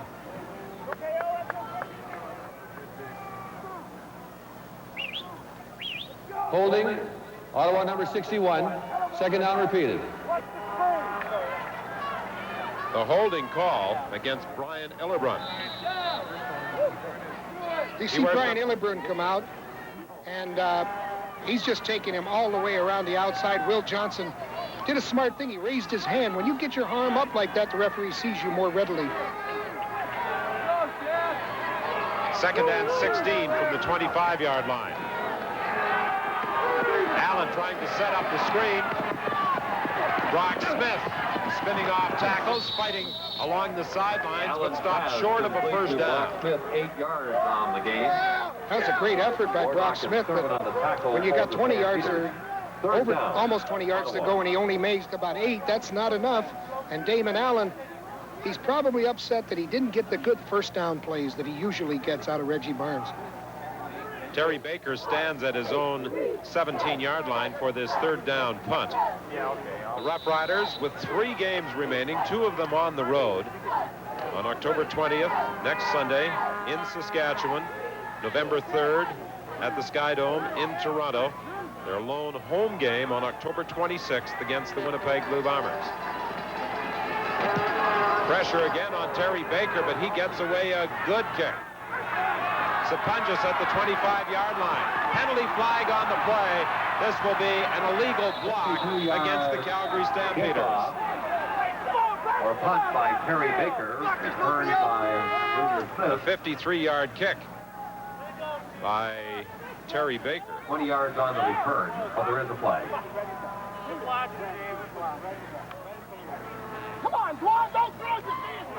Illegal block. Calgary number 97. First down. The illegal block against Juan Brandon. Let's join Scott Oak in the sidelines. Don, in the dying seconds of the first half, the Stampeders had to help Marshall Toner off the field, and the diagnosis at halftime is that he has strained knee ligaments and will be lost. The Stampeders for the balance of this game, perhaps more. That leaves David Sapunjas as the only backup slot back. Steve Taylor completes the pass. Steve Taylor's pass complete to Tony Spallettini will have a gain of about 9 yards. Tackled by Bonner and Francis. Second down. He has replaced Andy McVeigh as the starting fullback today for the Calgary Stampeders. There's David Sapunjas. Primarily, his work with the Stampeders this season has been on special teams and as a backup slot back. With the injury to Toner, as Scott suggested, he may see more work this afternoon. Mitchell looking for a first down. He got to the 30-yard line and was driven back. There's another penalty flag in the play. Tackled by Hunter. And there is a flag.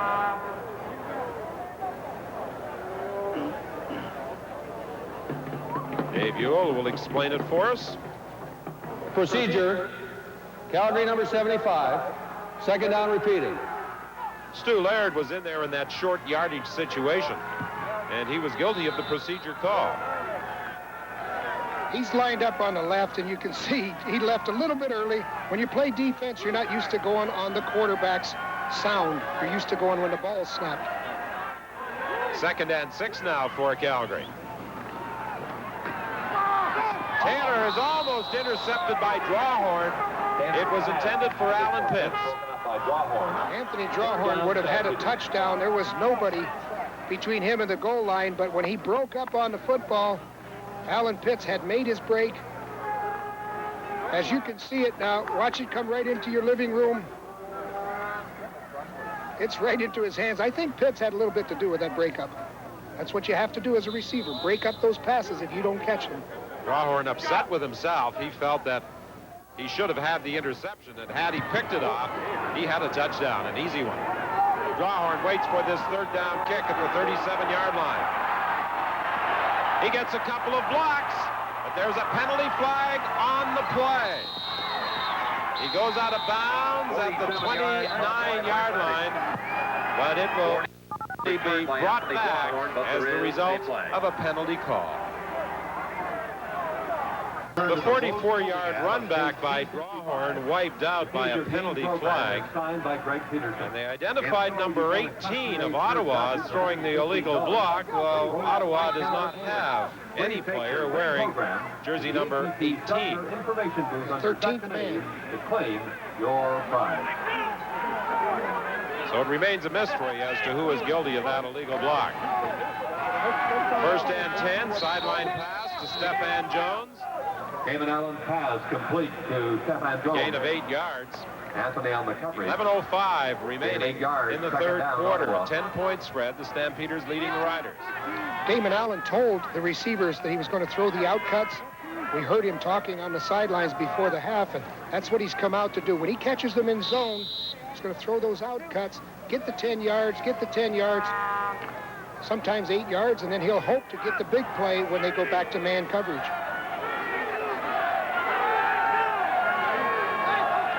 Second down and 2. Sean Daniels battles his way across midfield for an Ottawa first down. Tackled by Alonzo Johnson. It's interesting what Joe Faragelli's done with the short yardage situations. Sean Daniels gets the ball most often from a fullback position, and he really likes the way he has that good, strong drive with his legs and the body lean. He always makes a couple yards. He comes out. Barnes goes back in. Conrad in motion across the formation. The toss goes to Barnes. Barnes cuts inside and then is upended at the 51. Good hit, baby. Good hit. Barnes, the ball carrier. I think Juan Brandon did a good job of coming over. This is probably the first game we've seen Ottawa do where Barnes hasn't been able to break out and get a big play.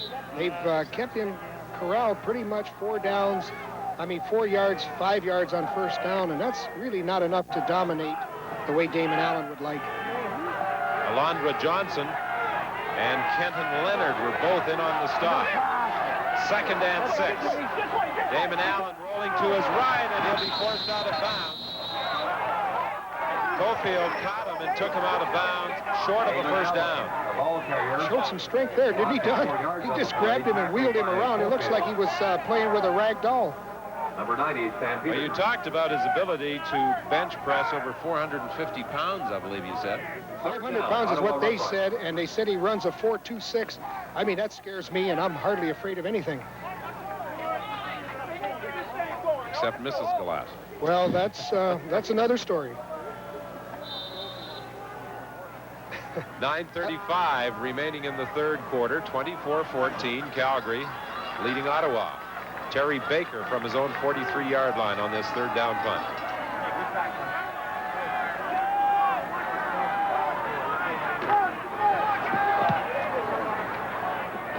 Sapunjas will take it at the 19.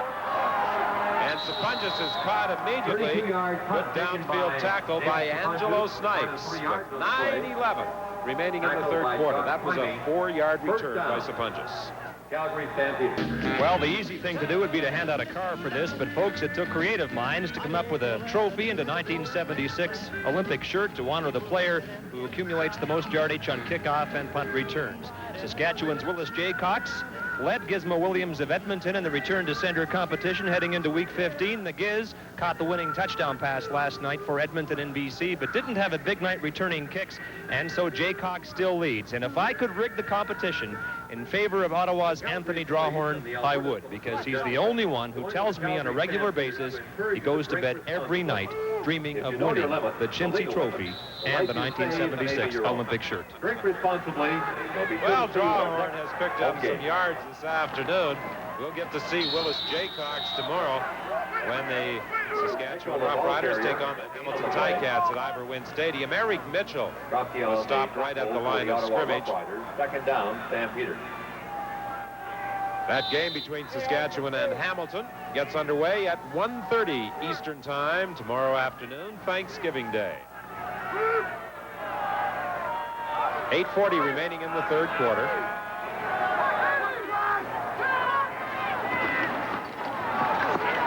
Taylor looking over the middle. He's got Pitts open, and Pitts might win the race to the end zone. There's nobody going to catch him.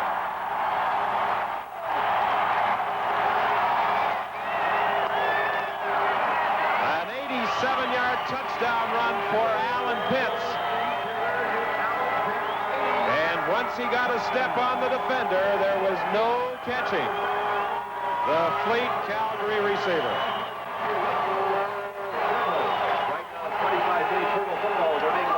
Pitts comes down the field, and you see him get bumped by Daniel Hunter, and he's just running an outcut. It looked like Gordon knocked off Daniel Hunter, their own defensive back, just blocked the other defensive back, and Pitts, hey, he can move, so don't give him a head start like that. Those defensive backs got tangled up. Alan Pitts got a touchdown. Well, Alan Pitts earlier broke Terry Evanson's club record for receptions in a single season. He has now tied Evanson's record for 100-yard receiving games in a season. Alan Pitts now has 8 100-yard receiving games, the same as Terry Evanson in 1967 and Ray Alexander in 1988. One of the things that helped immensely on this play to give Alan Pitts that opportunity and to let that horse run down the field was the way the offensive line picked up the blitz. This linebacker comes through this gap. This linebacker blitzes through this gap. They do a good job of picking it up, and they have a touchdown. Linebackers are playing their stunts. Offensive line does the job, and then watch the defensive backs trip each other up. Alan Pitts is gone. He will go all the way. The Stampeders increase their advantage to 31-14. Pitts is the leader in reception touchdowns. He's caught 14 of them for a major score. David Williams of Toronto has crossed the goal line 11 times. Pitts needs 126 yards to break Terry Evanson's single-season record for receiving yards. Anthony Drawhorn brings the ball back to the 33-yard line. Calgary with 3 games remaining, 2 of them on the road, next Sunday in Toronto. And then they take on the Edmonton Eskimos on October the 27th before winding up the season at home on Sunday, November the 3rd. Cheer your teams on and get into the game with Sports Select Goal Line. It's easy. Sean Beals does a good job here. Just gets a piece of Anthony Drawhorn, and then that takes away any possibility of anybody catching this smooth 6'4" elusive athlete. 1st and 10 from the 32-yard line. Good fake by Damon Allen. He throws to the sidelines to Stephon Jones.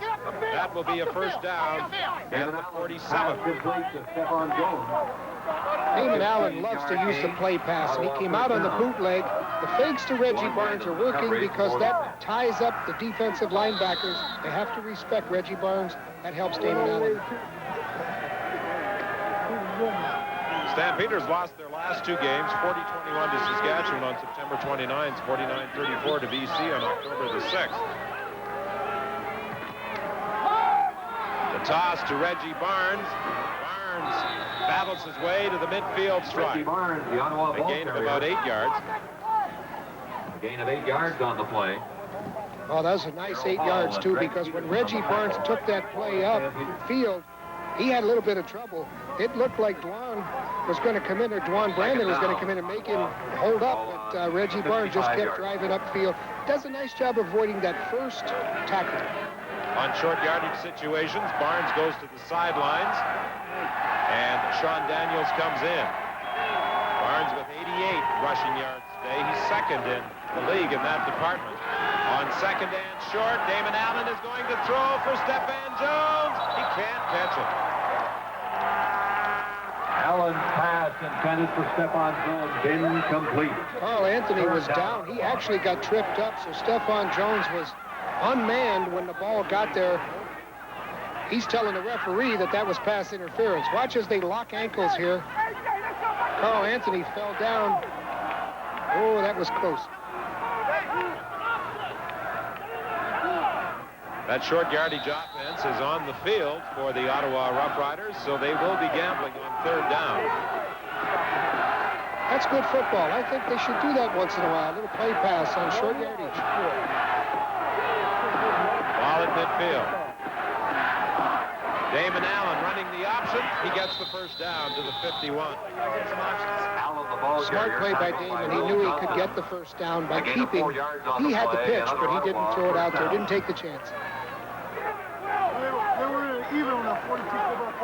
6:04 is the time remaining in the 3rd quarter. 31-14 Calgary leading Ottawa. Ottawa with the football at the Stampeder 51.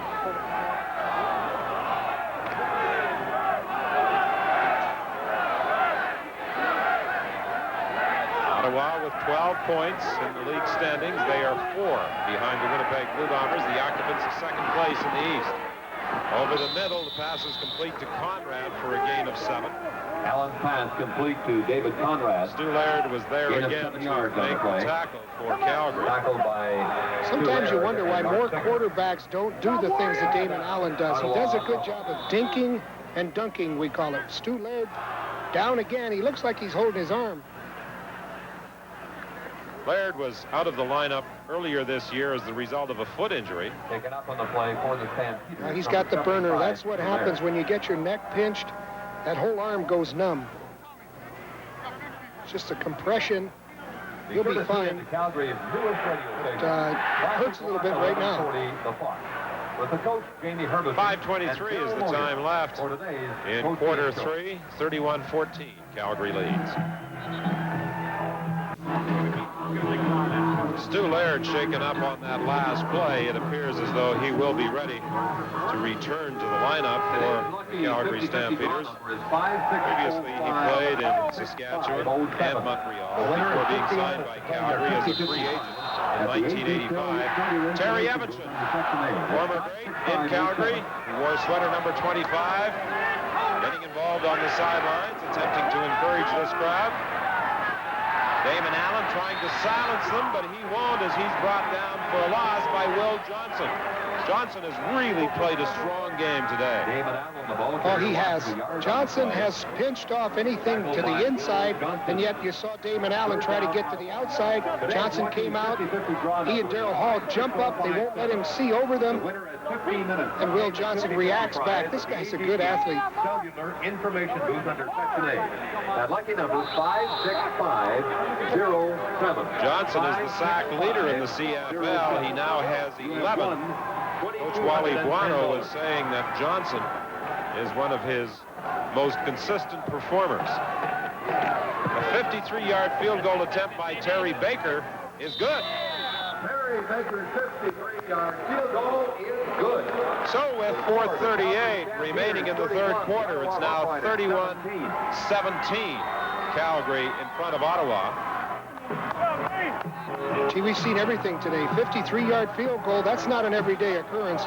And some of those long passes, we had a 52-yard field goal. We've had 75-yard touchdown. That 53-yard field goal was Terry Baker's longest this season.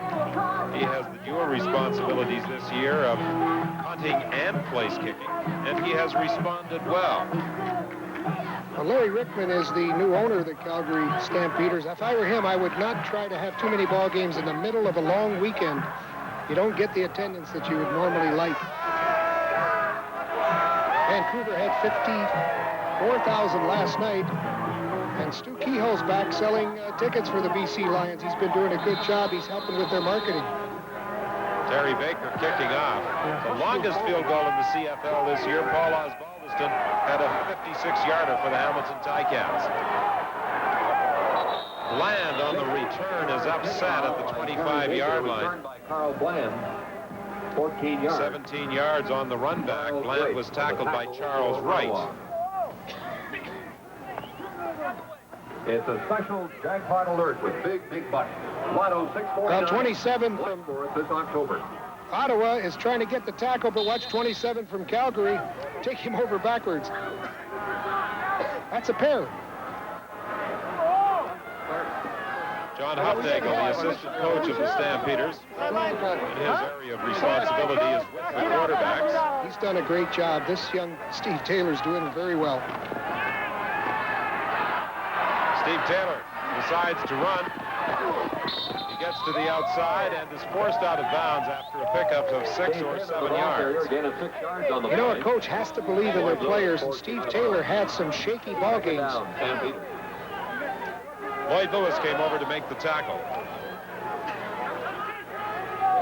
This is what happens when you're the leading receiver. They pull your laundry, they throw you down, and step on you. Pitt shows he's a competitor. He got back up and got open.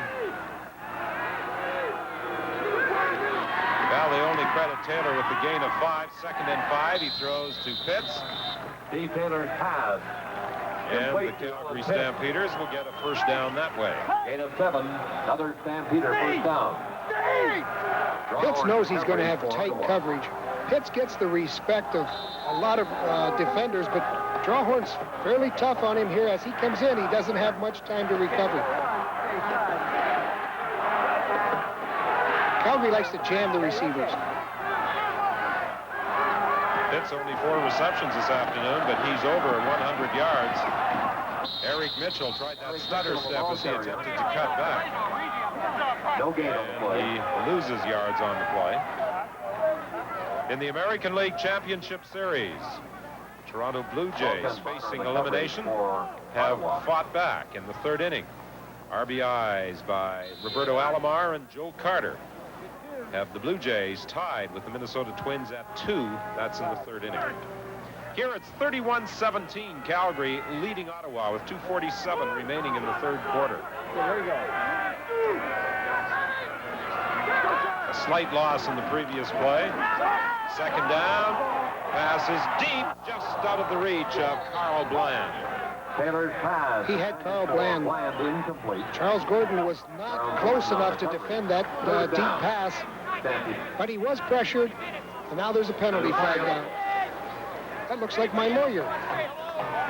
Is this Thanksgiving weekend or Halloween weekend. That's crazy. That's Nutty George. Crazy George was... Decline. Third down. BC had Crazy George last night. Well, Calgary's got Nutty George. And a great crowd last night at BC Place Stadium. Over 54,000.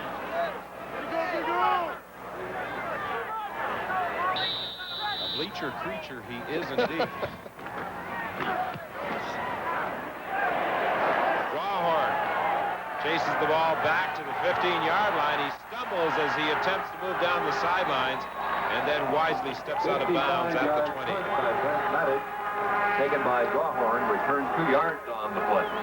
John Olerud with an RBI single to drive in Roberto Alomar, and Toronto now leads Minnesota 3-2 in the third inning in the ALCS. It's not over. That was a 58-yard kick and a 6-yard run back. Yeah, normally on a long kick you don't get the coverage, but gee, Calgary was down there well. 2:15 remaining in the third quarter. Damon Allen, 1st and 10 from his own 20-yard line. He hasn't had nearly the same success passing against Calgary as he did last week against Saskatchewan. Kent Warnock makes sure that Reggie Barnes isn't going anywhere. As a matter of fact, it will be a loss of at least a couple of yards. We credited the Ottawa offensive line last week. Hey, this week we got to credit the Calgary defensive line.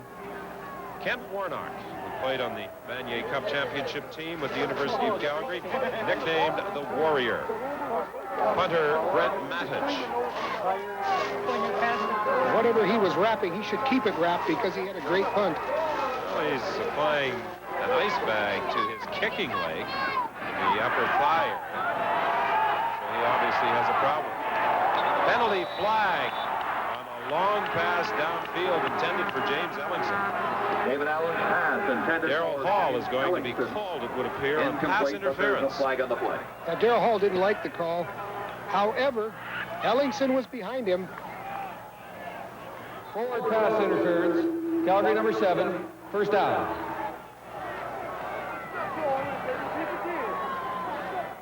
Ellingson's got him beat, and you can't make contact. You got to play the football. Good call. 1st and 10, the ball between the 54 and 55 on the Calgary side of midfield. Hand off to Barnes. Barnes cuts back inside. The ball carrier. He'll only get a couple of yards. 4 yards on the play. Singer made the tackle. Mark Singer on the tackle. Second down, Ottawa. Singer was brought into play when Matt Finley got injured, and he's been playing really well. Wally Buono's happy with him. Actually, I think Buono should be happy with the 7 changes he made for this ball game. Some of them involved shifting people to more familiar positions. Others involved the insertion of new players. Cofield and Mitchell are 2 of them. Dumped off to Conrad. He has some room. And he's brought down at the 25-yard line. First down, Ottawa. 25 yards on the play. There again, that bootleg that Damon Allen likes so well. He really had them fooled. The linebackers stayed in tight. Damon Allen just dumped it off to Conrad. One of the reasons he fooled them was an excellent fake to Reggie Barnes. When you got a guy with Reggie Barnes' ability, you got to respect him. That held Johnson, and then Johnson missed the tackle. 1st and 10, the ball is at the 25. Gordon wide to the left.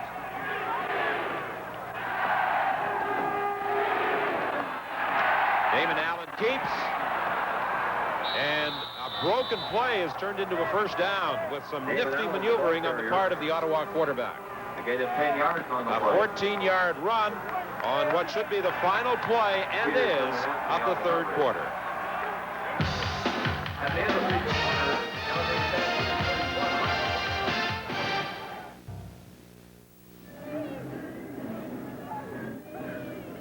in net yards, the Calgary Stampeders have an edge with 263 in total, but the Ottawa Rough Riders have had the football for almost 10 minutes more than the Calgary Stampeders and are threatening now to put it into the end zone. 1st and 10 from the 11 as we start the fourth quarter.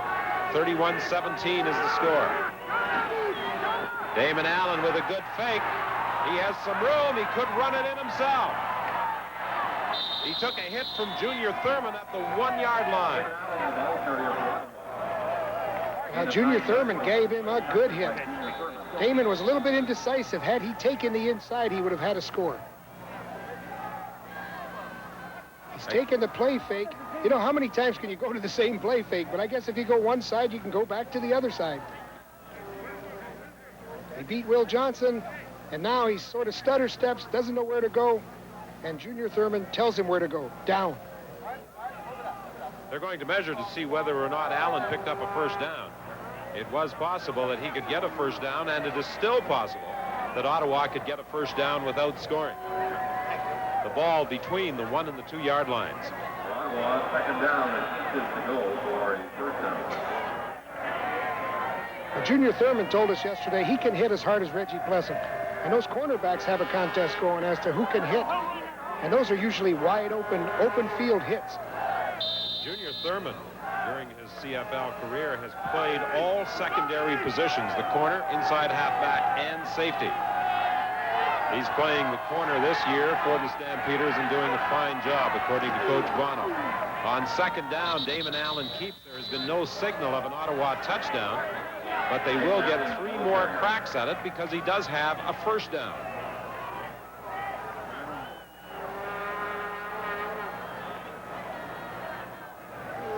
Well, there was a lot of humanity there. I'm not sure that he didn't get across that gold line. He was burrowing, but the referee must have ruled that his knee went down. Joe thinks he scored.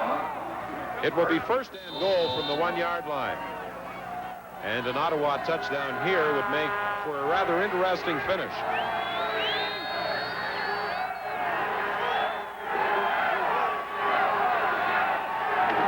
First and goal. Sean Daniels runs it in. Joe Farragelli signaling for a single-point convert attempt. And that would make it a 7-point ball game with 13:44 remaining in the 4th quarter. There's the Flago fans. Well, Scott Flago, who wears number 14 for the Ottawa Rough Riders and plays safety at one time, was a member of the Calgary Stampeders. He used to snap on the punts, which was unusual for a guy of his size. Look at the reaction of Joe. He knows he's chewing the gum. Signal, we're number 1.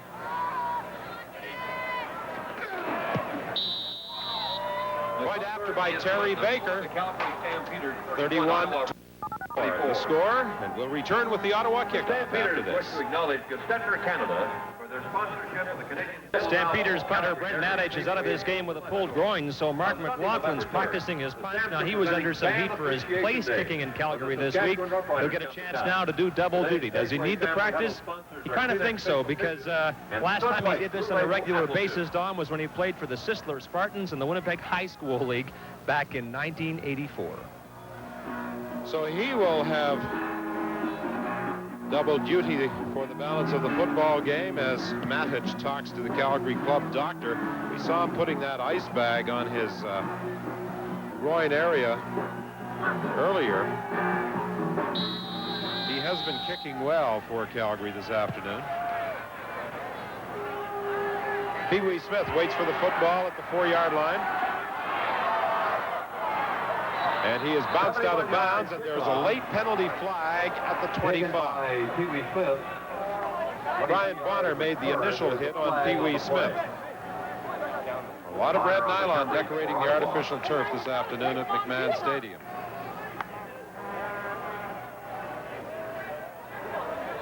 The illegal block, Calgary number 35, first down. The illegal block is called against Dan Wicklum. And that takes the ball back to the 14-yard line, 1st and 10 from that point. You see Wicklum come in 35. He's just going over top of him. Didn't have a bearing on the play.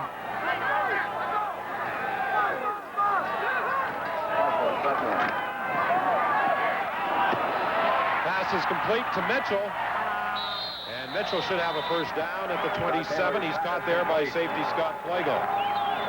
We shouldn't see as many penalties as we're seeing, Don, because we have here in Calgary the most penalized team. We also have in Ottawa the least penalized team. Stuman and Kolka came in and really put some twice on Steve Taylor. Made a bit of a sandwich out of the Calgary quarterback, but he still got the pass away. He gives the ball again to Mitchell, who stumbles up to the 30-yard line. 12:46 remaining. 31-24, Calgary leading Ottawa. We're in the fourth quarter at McMahon Stadium. Tomorrow afternoon from Iverwin Stadium in Hamilton, we'll have the game between the Saskatchewan Roughriders and the Hamilton Ticats.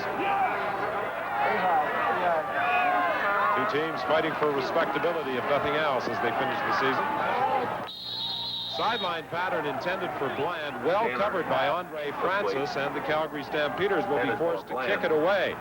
And I'm wondering if we might not see Gilbert Renfro if Steve Taylor doesn't start moving the Calgary offense in the next series of plays. Well, we're going to see him. We'll see Gilbert Renfro if they don't start picking up the blitz, because Charles Wright came in untouched and put a good hit on Steve Taylor. Here comes some pressure, and it may have been partially blocked. No yards, the call against Calgary as the ball is fielded at the 48-yard line by Bob Gordon. Blocked by And now there's an altercation at the Calgary bench involving Gordon Weber. He was a good 7 yards off the field at the Calgary bench. Kensley Palmer was coming from the outside, and he got his hand on it. I think he forced the kick to become an end-over-end kick. When you see a punt, it spirals off the kicker's leg. This didn't spiral. It went end-over-end like a kickoff. Only an 18-yard kick. No yards. Calgary number 27. First down.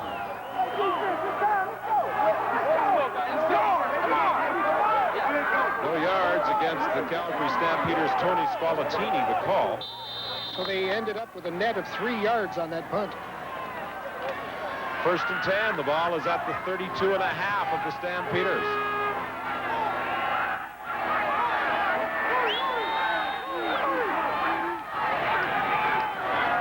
Handoff to Barnes, and Barnes with a good run to the 21-yard line.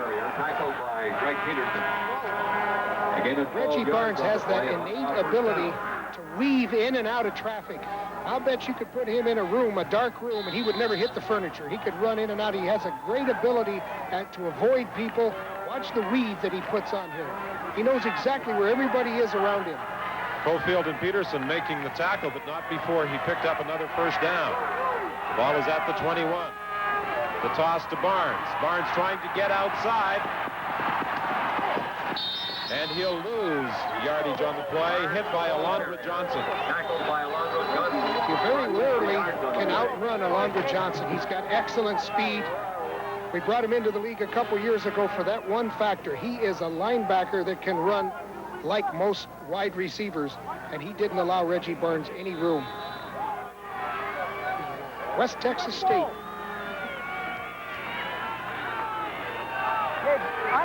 Alondra's going to be, he's only third in the league in tackles, but he hasn't played 4 or 5 ball games.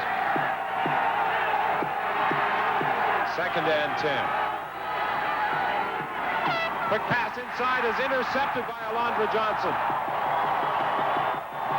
There was obviously a mix-up there by Damon Allen and his receiver, and Alondra Johnson loses the football. It's still loose, and I think the Calgary Stampeders have got it back. Jock Climby made the tackle. Alondra Johnson made the interception and returned it 59 yards. Coaches tell linebackers to get to their starting point. And what Damon Allen didn't see was Alondra Johnson's ability to be able to break towards the ball. And when Damon threw the football, he was throwing it at Jock Climby, I believe. Alondra made his move laterally. The receiver never looked for the ball. Alondra Johnson did. Taylor running the option, and Taylor is stopped right at the line of scrimmage by Patrick Lane. There's my theory again, Don, on the option play. They read what the defender does. Second down. Watch Alondra Johnson as he drops back into coverage. The receiver's giving it a half a look. Nice running job by Alondra as well. Jock Plymey pursuing the play from behind. He was the intended receiver. He strips the ball from Johnson, but there are 4 Stampeders there to make the recovery. On second down, pass is complete. And Bland will get a first down inside the 20. Andrew said in West Texas, we got more air than we've got here. I need some oxygen. He's been injured, you know. Bland brought down by Francis after making the reception inside the 20-yard line.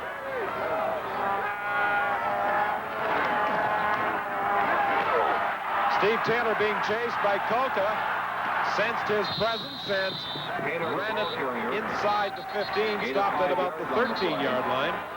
Snipes on the tackle for Ottawa. There's the flag. Penalty flag on the play as Angelo Snipes was involved in the tackle. 8:51 remaining in the ball game. 31-24, Calgary leading Ottawa. Now that's speed. We were talking about speed. When you run right out of your shoe, that's fast. The penalty was against the Ottawa Rough Riders, the options being explained to Lloyd Fairbanks by referee Dave Ewell. We talked about John Huffnagel and his belief in Steve Taylor. I'm really impressed with Steve Taylor and how much he's progressed. Illegal contact on an eligible receiver. Ottawa number 26, first down. Charles Gordon was guilty of the illegal contact on an eligible Calgary receiver, so that means first down Calgary, the ball at the 10-yard line. First and goal. Well, they talk about getting right into a receiver's face. Joe Farragelli told these short defensive backs this week, hey, you may not be able to reach their face.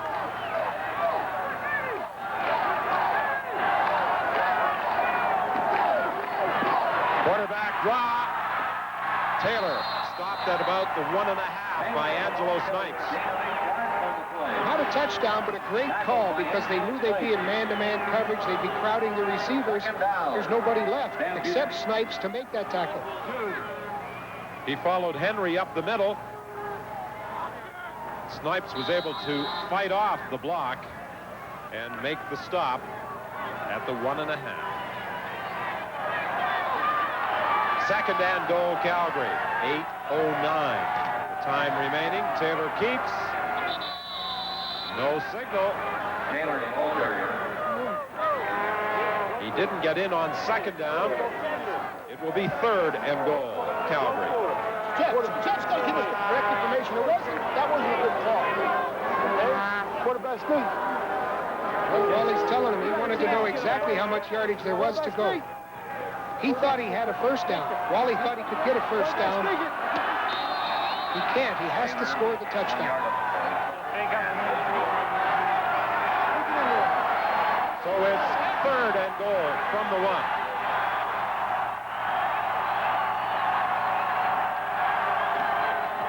He didn't make it. On a third down gamble, the Ottawa Rough Riders hold. No gain by Steve Taylor. So the Ottawa Rough Riders take over with 7:30 remaining in the game. Steve Taylor tried 2 quarterback sneaks attempting to put it in the end zone. On the third down gamble, he was stopped by Snipes and safety Scott Flagel, who came up over the top. And they prevented Taylor from getting to the end zone, and the Ottawa Rough Riders take over first and 10 at the 1-yard line. And Coach Wally Buono was not happy with the last 2 calls. They built a wall. What they did is they had Kropke, they had Kolka, Patrick Wayne, and then that was the bottom part of the wall. The top part of the wall was Snipes, Flagel, Daniel Hunter. A touchdown there would have pretty well put it away, but now the Ottawa Rough Riders still have life. First and 10 from their own 1-yard line. Damon Allen throws deep for Brock Smith, incomplete. He was being covered by Darrell Hall. Interesting call from your own goal line, and sometimes that's the best time to throw that bomb. People aren't expecting it. Second down, Ottawa Rough Riders. 7:11 is the time left in the ball game. 31-24, Calgary leading Ottawa. Second and 10, Ottawa from the 1.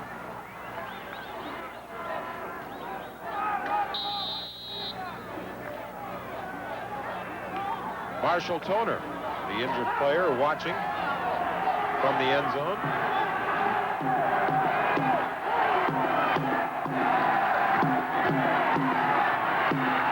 Same call by Damon Allen, trying to get outside, and Damon Allen is forced to run out of bounds at the 5-yard line. Allen, the ball carrier, gain of 2 yards on the play. Forced out of bounds by Juan Brandon.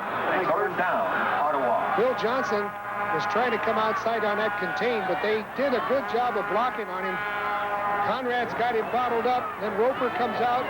That's a good job of keeping him out of the play.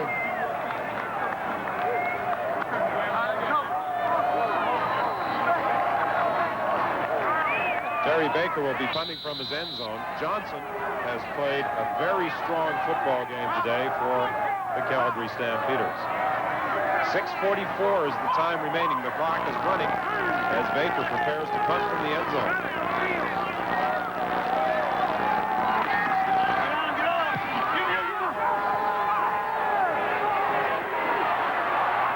Pee-wee Smith with a good return, and he gets the ball back to the 35-yard line.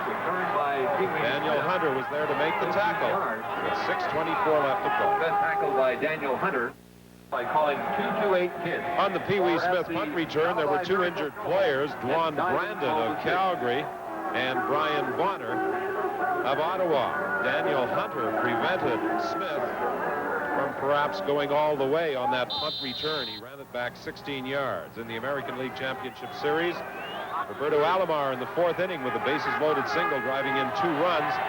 Toronto now leads Minnesota 5-2. The game in the 5th inning. Minnesota leading the series 3-1. Pass is complete to a wide-open Carl Bland, who carries inside the 10-yard line. Charles Gordon made the tackle. Well, Joe's upset. They had the pass rush. They didn't get there. When you have a pass blitz on, you're one-on-one. You're stripped on the outside. You can see they stunted the linebackers, but they didn't get there. Look at Bland coming. Bland got inside the 10, but they really touched down at the 10-yard line, so it will be 1st and goal.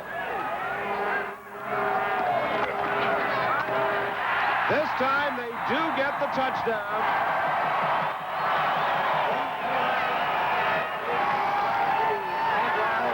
Sean Beals on the receiving end of the Steve Taylor throw.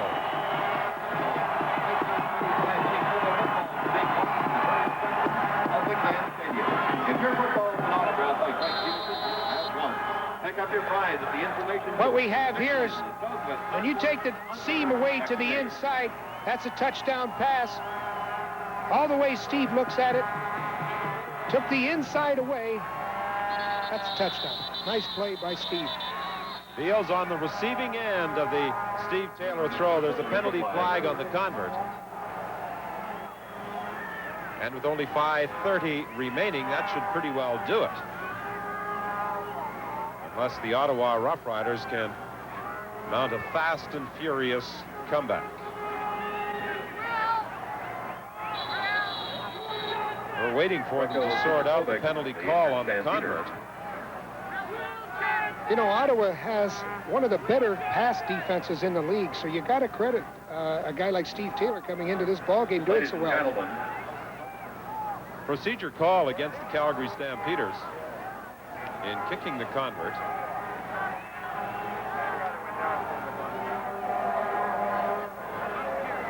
It must be alignment.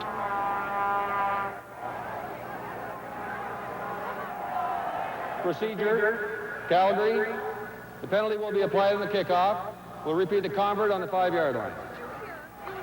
That is the second most games, the most number of games played in the CFL history. The injured player is 288. Sreko Zizakovic. He's gone down a couple of times during the course of the afternoon. But he's always back in there. He's playing a good ball game. He's the guy that stops the run most often. All the way. That's the guy that scores. Sean Beals threw a key block on a touchdown run by Alan Pitts on an 87-yard reception. And he's on the receiving end of a Steve Taylor throw. And with the convert this time good, it's 38-24. Calgary leading Ottawa, and the procedure penalty will be applied to the kickoff. So the ball will be kicked from the 30-yard line. That horse isn't even tired. He's going to turn around and run back again. He had quite a workout in the opening quarter when the Stampeders scored 3 touchdowns in a very brief span. Now he's going to get some hay. A victory for Calgary would move the Stampeders into a tie for first place with the Edmonton Eskimos with identical records of 10 and 5. BC at 9 and 6. Saskatchewan with a 5 and 9 record. And a big game, first place on the line, Sunday, October the 27th, when Calgary visits Edmonton. Normie Kwong wasn't even here yesterday. He had a celebration in Vancouver. The Lee family, they were celebrating Ron Brick Lee's 100th birthday. That's Normie Kwong's father-in-law. There are days I feel like 100. Anthony Drawhorn on the kick return, first and 10, Ottawa at the 48-yard line. Joe Farragelli saw his team in excellent position with about 9 minutes remaining. It looked as though after a short kick by McLaughlin, they were going to move in to perhaps tie the game. Damon Allen threw a pass intended for Jock Climby right into the hands of linebacker Alondra Johnson.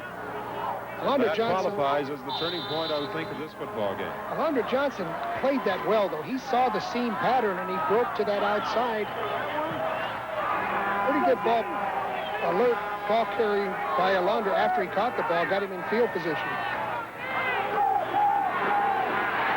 Penalty flag on a deep throw for Stephen Jones, but I think it might be called back, and it will be. Oh, there's a flag on the play. I mean, the worst part of all of that, it's a beautiful pass, a beautiful reception, and Damon Allen paid the price. Caulfield came in. Holding, Ottawa number 69. Oh, First down repeated. Caulfield came in, and he put Damon Allen to the turf. So you not only get beat up, get a touchdown taken away from you, it's a penalty. Kerry Alirenko guilty of the holding call. He's to the right of the screen.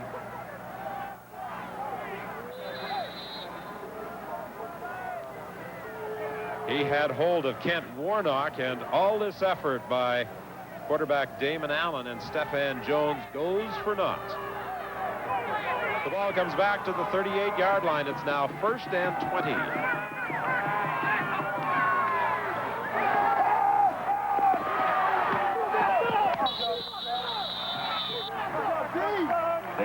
Underthrown on the sidelines was Bob Gordon. I don't think anybody hit the ball. I just think it hit the dirt. It was simply a bad throw by the Ottawa quarterback. Maybe Damon was still looking for his shoulder blades after that hit the last play. Second down, Ottawa. 4:39 is the time remaining. Wally Buono was upset.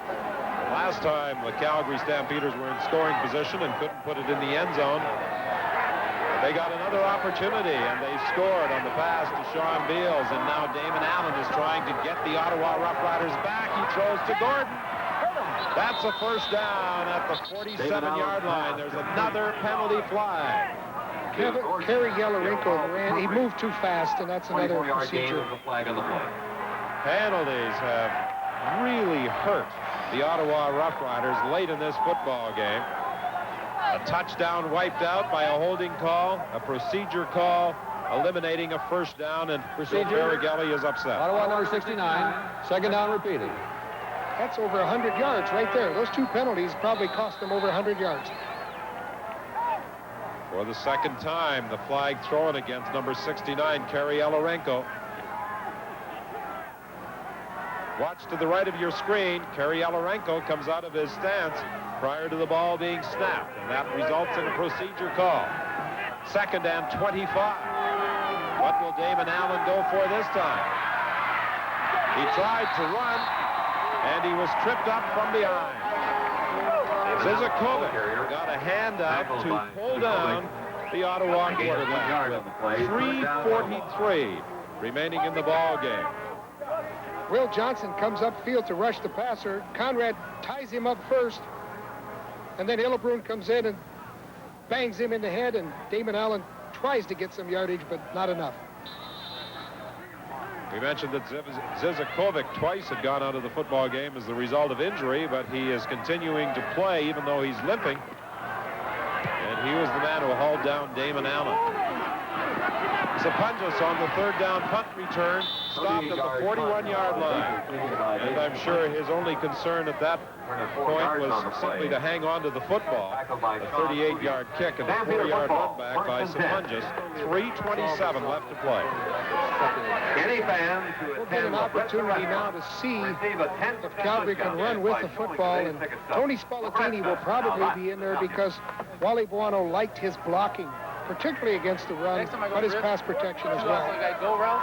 That third guy, I'm just going to give you Penalty flag on the return. And it seems there's been a penalty flag on every return attempt this afternoon. Ball is taken back to the 26-yard line, 1st and 10 at that point. I think Wally Buono will be very pleased with the quarterbacking job that Steve Taylor has turned in this afternoon. He wasn't sure whether Taylor would be able to go all the way. Taylor throws complete to Alan Pitts. Pitts will have a gain of 6 yards. Daniel Hunter was there to make the tackle for Ottawa. Well, Pitts is 6'4". He's just a super athlete, and they can do so many things with him. When Pitts takes the ball, it's out to the outside and comes back. 2:55 remaining here at McMahon Stadium. A 21-point first quarter explosion by Calgary, really the difference in the football game. 3 quick touchdowns, a 27-yard run by Eric Mitchell, a 75-yard pass from Steve Taylor to Eric Mitchell, and a block punt with Dwan Brandon recovering. Paul Platney blocked the punt. And that resulted in 3 first-quarter touchdowns. Carl Bland down the sidelines makes the catch. A penalty flag on the play. Andre Francis will be called for interference, but it really doesn't matter as Bland makes the reception anyway. On the play, Drawhorn on the covering. Carl Bland played that perfectly. He knew the ball was going to be a bit underthrown as he came down the field. Watch him plant and come back. Andre's totally out of position, had that right arm hooked in there. You can't do that, Andre. 2:47 the time remaining here at McMahon Stadium, and the Calgary Stampeders appear destined to move into a tie for first place in the West with the Edmonton Eskimos setting up a showdown for first place in the Western Conference. Calgary at Edmonton, Sunday, October 27th. Decline. Well, Wally should be happy. He made a lot of changes. He had some problems on defense. It looks like he solved those problems. Offensively, he's getting some of his injured people back. He's had a wrath of injuries this year, and they've overcome that. They're still in first place. But don't discount the BC Lions in that battle for first place, because they still have a game coming up next week against the Edmonton Eskimos. Scott Flagel from a safety blitz drops quarterback Steve Taylor for a loss. There are many probabilities as to the order of finish in the West. Another penalty flag, a procedure call against Calgary. Procedure. Calgary number 66. Decline. Second down. Wanted to let that referee say what he was going to say. He's been saying it too much tonight. Scott Flagel came in clean, and when you can get in there like that, boy, you're going to make something happen, and he did. He got the quarterback for a big, big loss.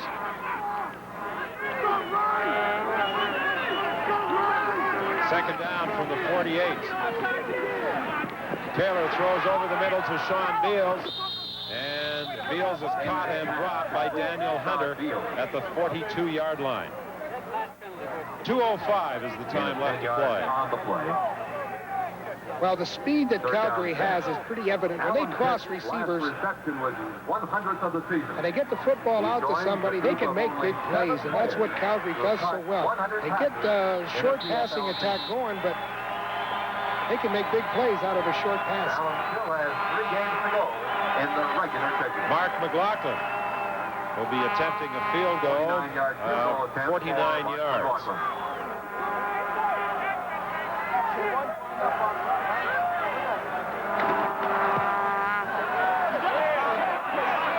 It's good. But Wally's confidence in his kickers has paid off. I think he's got to feel good about McLaughlin coming around. The media talked to him yesterday. They were really concerned with McLaughlin, 66%, but he's made some long kicks. And I think the big one tonight, or today, that 53-yarder helped. Taking a look at the final 3 weeks of the CFL schedule as it applies to teams in the West. Calgary is at Toronto next Sunday. BC at Edmonton on Sunday. Week 17. BC is at Saskatchewan on Sunday, October 27th. Calgary at Edmonton 2 weeks from today. And to wind up the season, Hamilton is at BC, Edmonton at Winnipeg, Saskatchewan at Calgary. Damon Allen gets away from Will Johnson. Stu Laird is pursuing him. He throws the pass complete to Stephan Jones, and he'll pick up a first down at the 48-yard line. That's athletic ability. That's what Damon Allen had on that play. Will Johnson clearly had him wrapped up, but he wouldn't let him do it, and he broke away and did a good job. The BC Lions should get paid overtime. They've had 5 overtime games this year,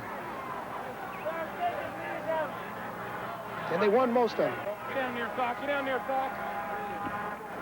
First and 10. The ball is at the 48. Reggie Barnes takes the pass, gets away partially from Junior Thurman, but Thurman reaching out managed to hang on to the sweater of Reggie Barnes, preventing him from getting a first down. Tackled by Junior Thurman. I think Roy Shivers deserves a lot of credit. He's the personnel director for the Calgary Stampede and Stampeders. He's done a good job of bringing players in when they had injuries. And hey, this Caulfield, he looks like a player, and Shivers has been talking about him for a long time. Alan Pitts, 5 receptions this afternoon. He now has 100 for the season. Pass is intercepted by the middle linebacker, Alondra Johnson. That's his second interception of the day. And he takes the ball back to the 35-yard line, and any hopes an Ottawa comeback were totally erased with the interception by Johnson with just 46 seconds remaining here at McMahon Stadium. Oh, this guy's a linebacker. He got back with his hips squared away. He broke as the ball was thrown. And that's what you need as a linebacker, the reaction time. You'll see him from the end zone shot. Number 51 in the middle of your screen. Watch him break to the ball. He's allowed to do that. It's his ball as much as it is the offensive ball. That's a good football player. First time that he's 100% today. Oh, there's one of Wally's favorites. Watching the final seconds of the football game from the sidelines with Dad. Wally Buono's office, it doesn't look like most football coaches' offices. He's got all the crayon drawings of all of his children. It's quite a sight to see. He's a great family man. And many of those crayon drawings relate to football. Well, they love their daddy. And Wally has them proudly displayed on his office wall. 41 seconds remaining, 41-24. Calgary leading Ottawa. Kerry Alarenko appears to be the injured. No, it's Glenn Kulka who is the injured player.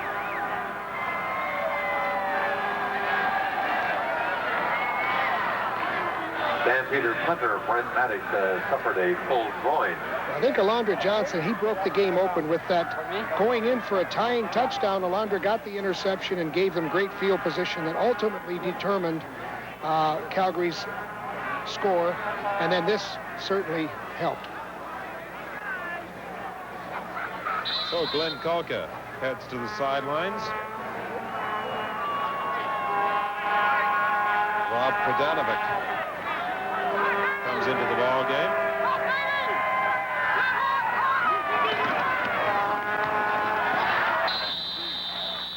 Pass was a little behind Smith, but he managed to hang on anyway. To Pee Wee Smith. Gain of 7 yards on the play. Andre Francis made the tackle. Steve Taylor has to be very pleased with his performance today, and I think the Ottawa coaching staff will be delighted with the job he has done as well. Coach Joe Farragelli will look back on the interception thrown by Damon Allen early in the fourth quarter when his team only trailed by 7 as the turning point of this football game. Yeah, they've certainly competed. They're doing a good job with Calgary at every level. But Calgary has that speed, and they made some big plays with their skilled people. Another field goal try by McLaughlin, and it's good from the 35-yard line.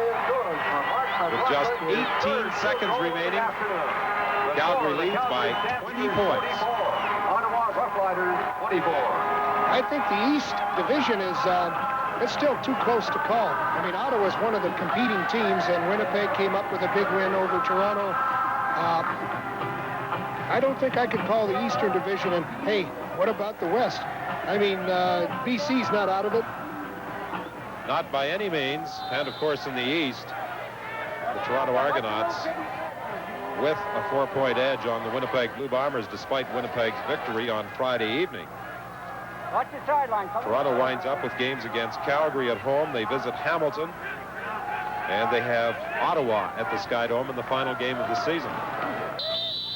So for Winnipeg to finish first, the Bombers would have to win all of their remaining games, while Toronto lost all of its games. A gain of 4 yards, 5 yards on the play. Second down, Ottawa. Just 14 seconds remaining. The task for the Ottawa Rough Riders to catch Winnipeg for second place now becomes more difficult as the result of this loss. They trail Winnipeg by 4 points. 3 games remaining, although the key game will be that October 26th date at home against the Blue Bombers. Damon Allen was looking on the sidelines for Stephan Jones on the final play of the football game. It's incomplete, and Wally Buono sees his team move into a tie for first place in the West with the Edmonton Eskimos with a 44-24 victory over the Ottawa Rough Riders. And the Rough Riders remain third in the East, 4 points back at the second place Winnipeg Blue Bombers. Here now are the Calgary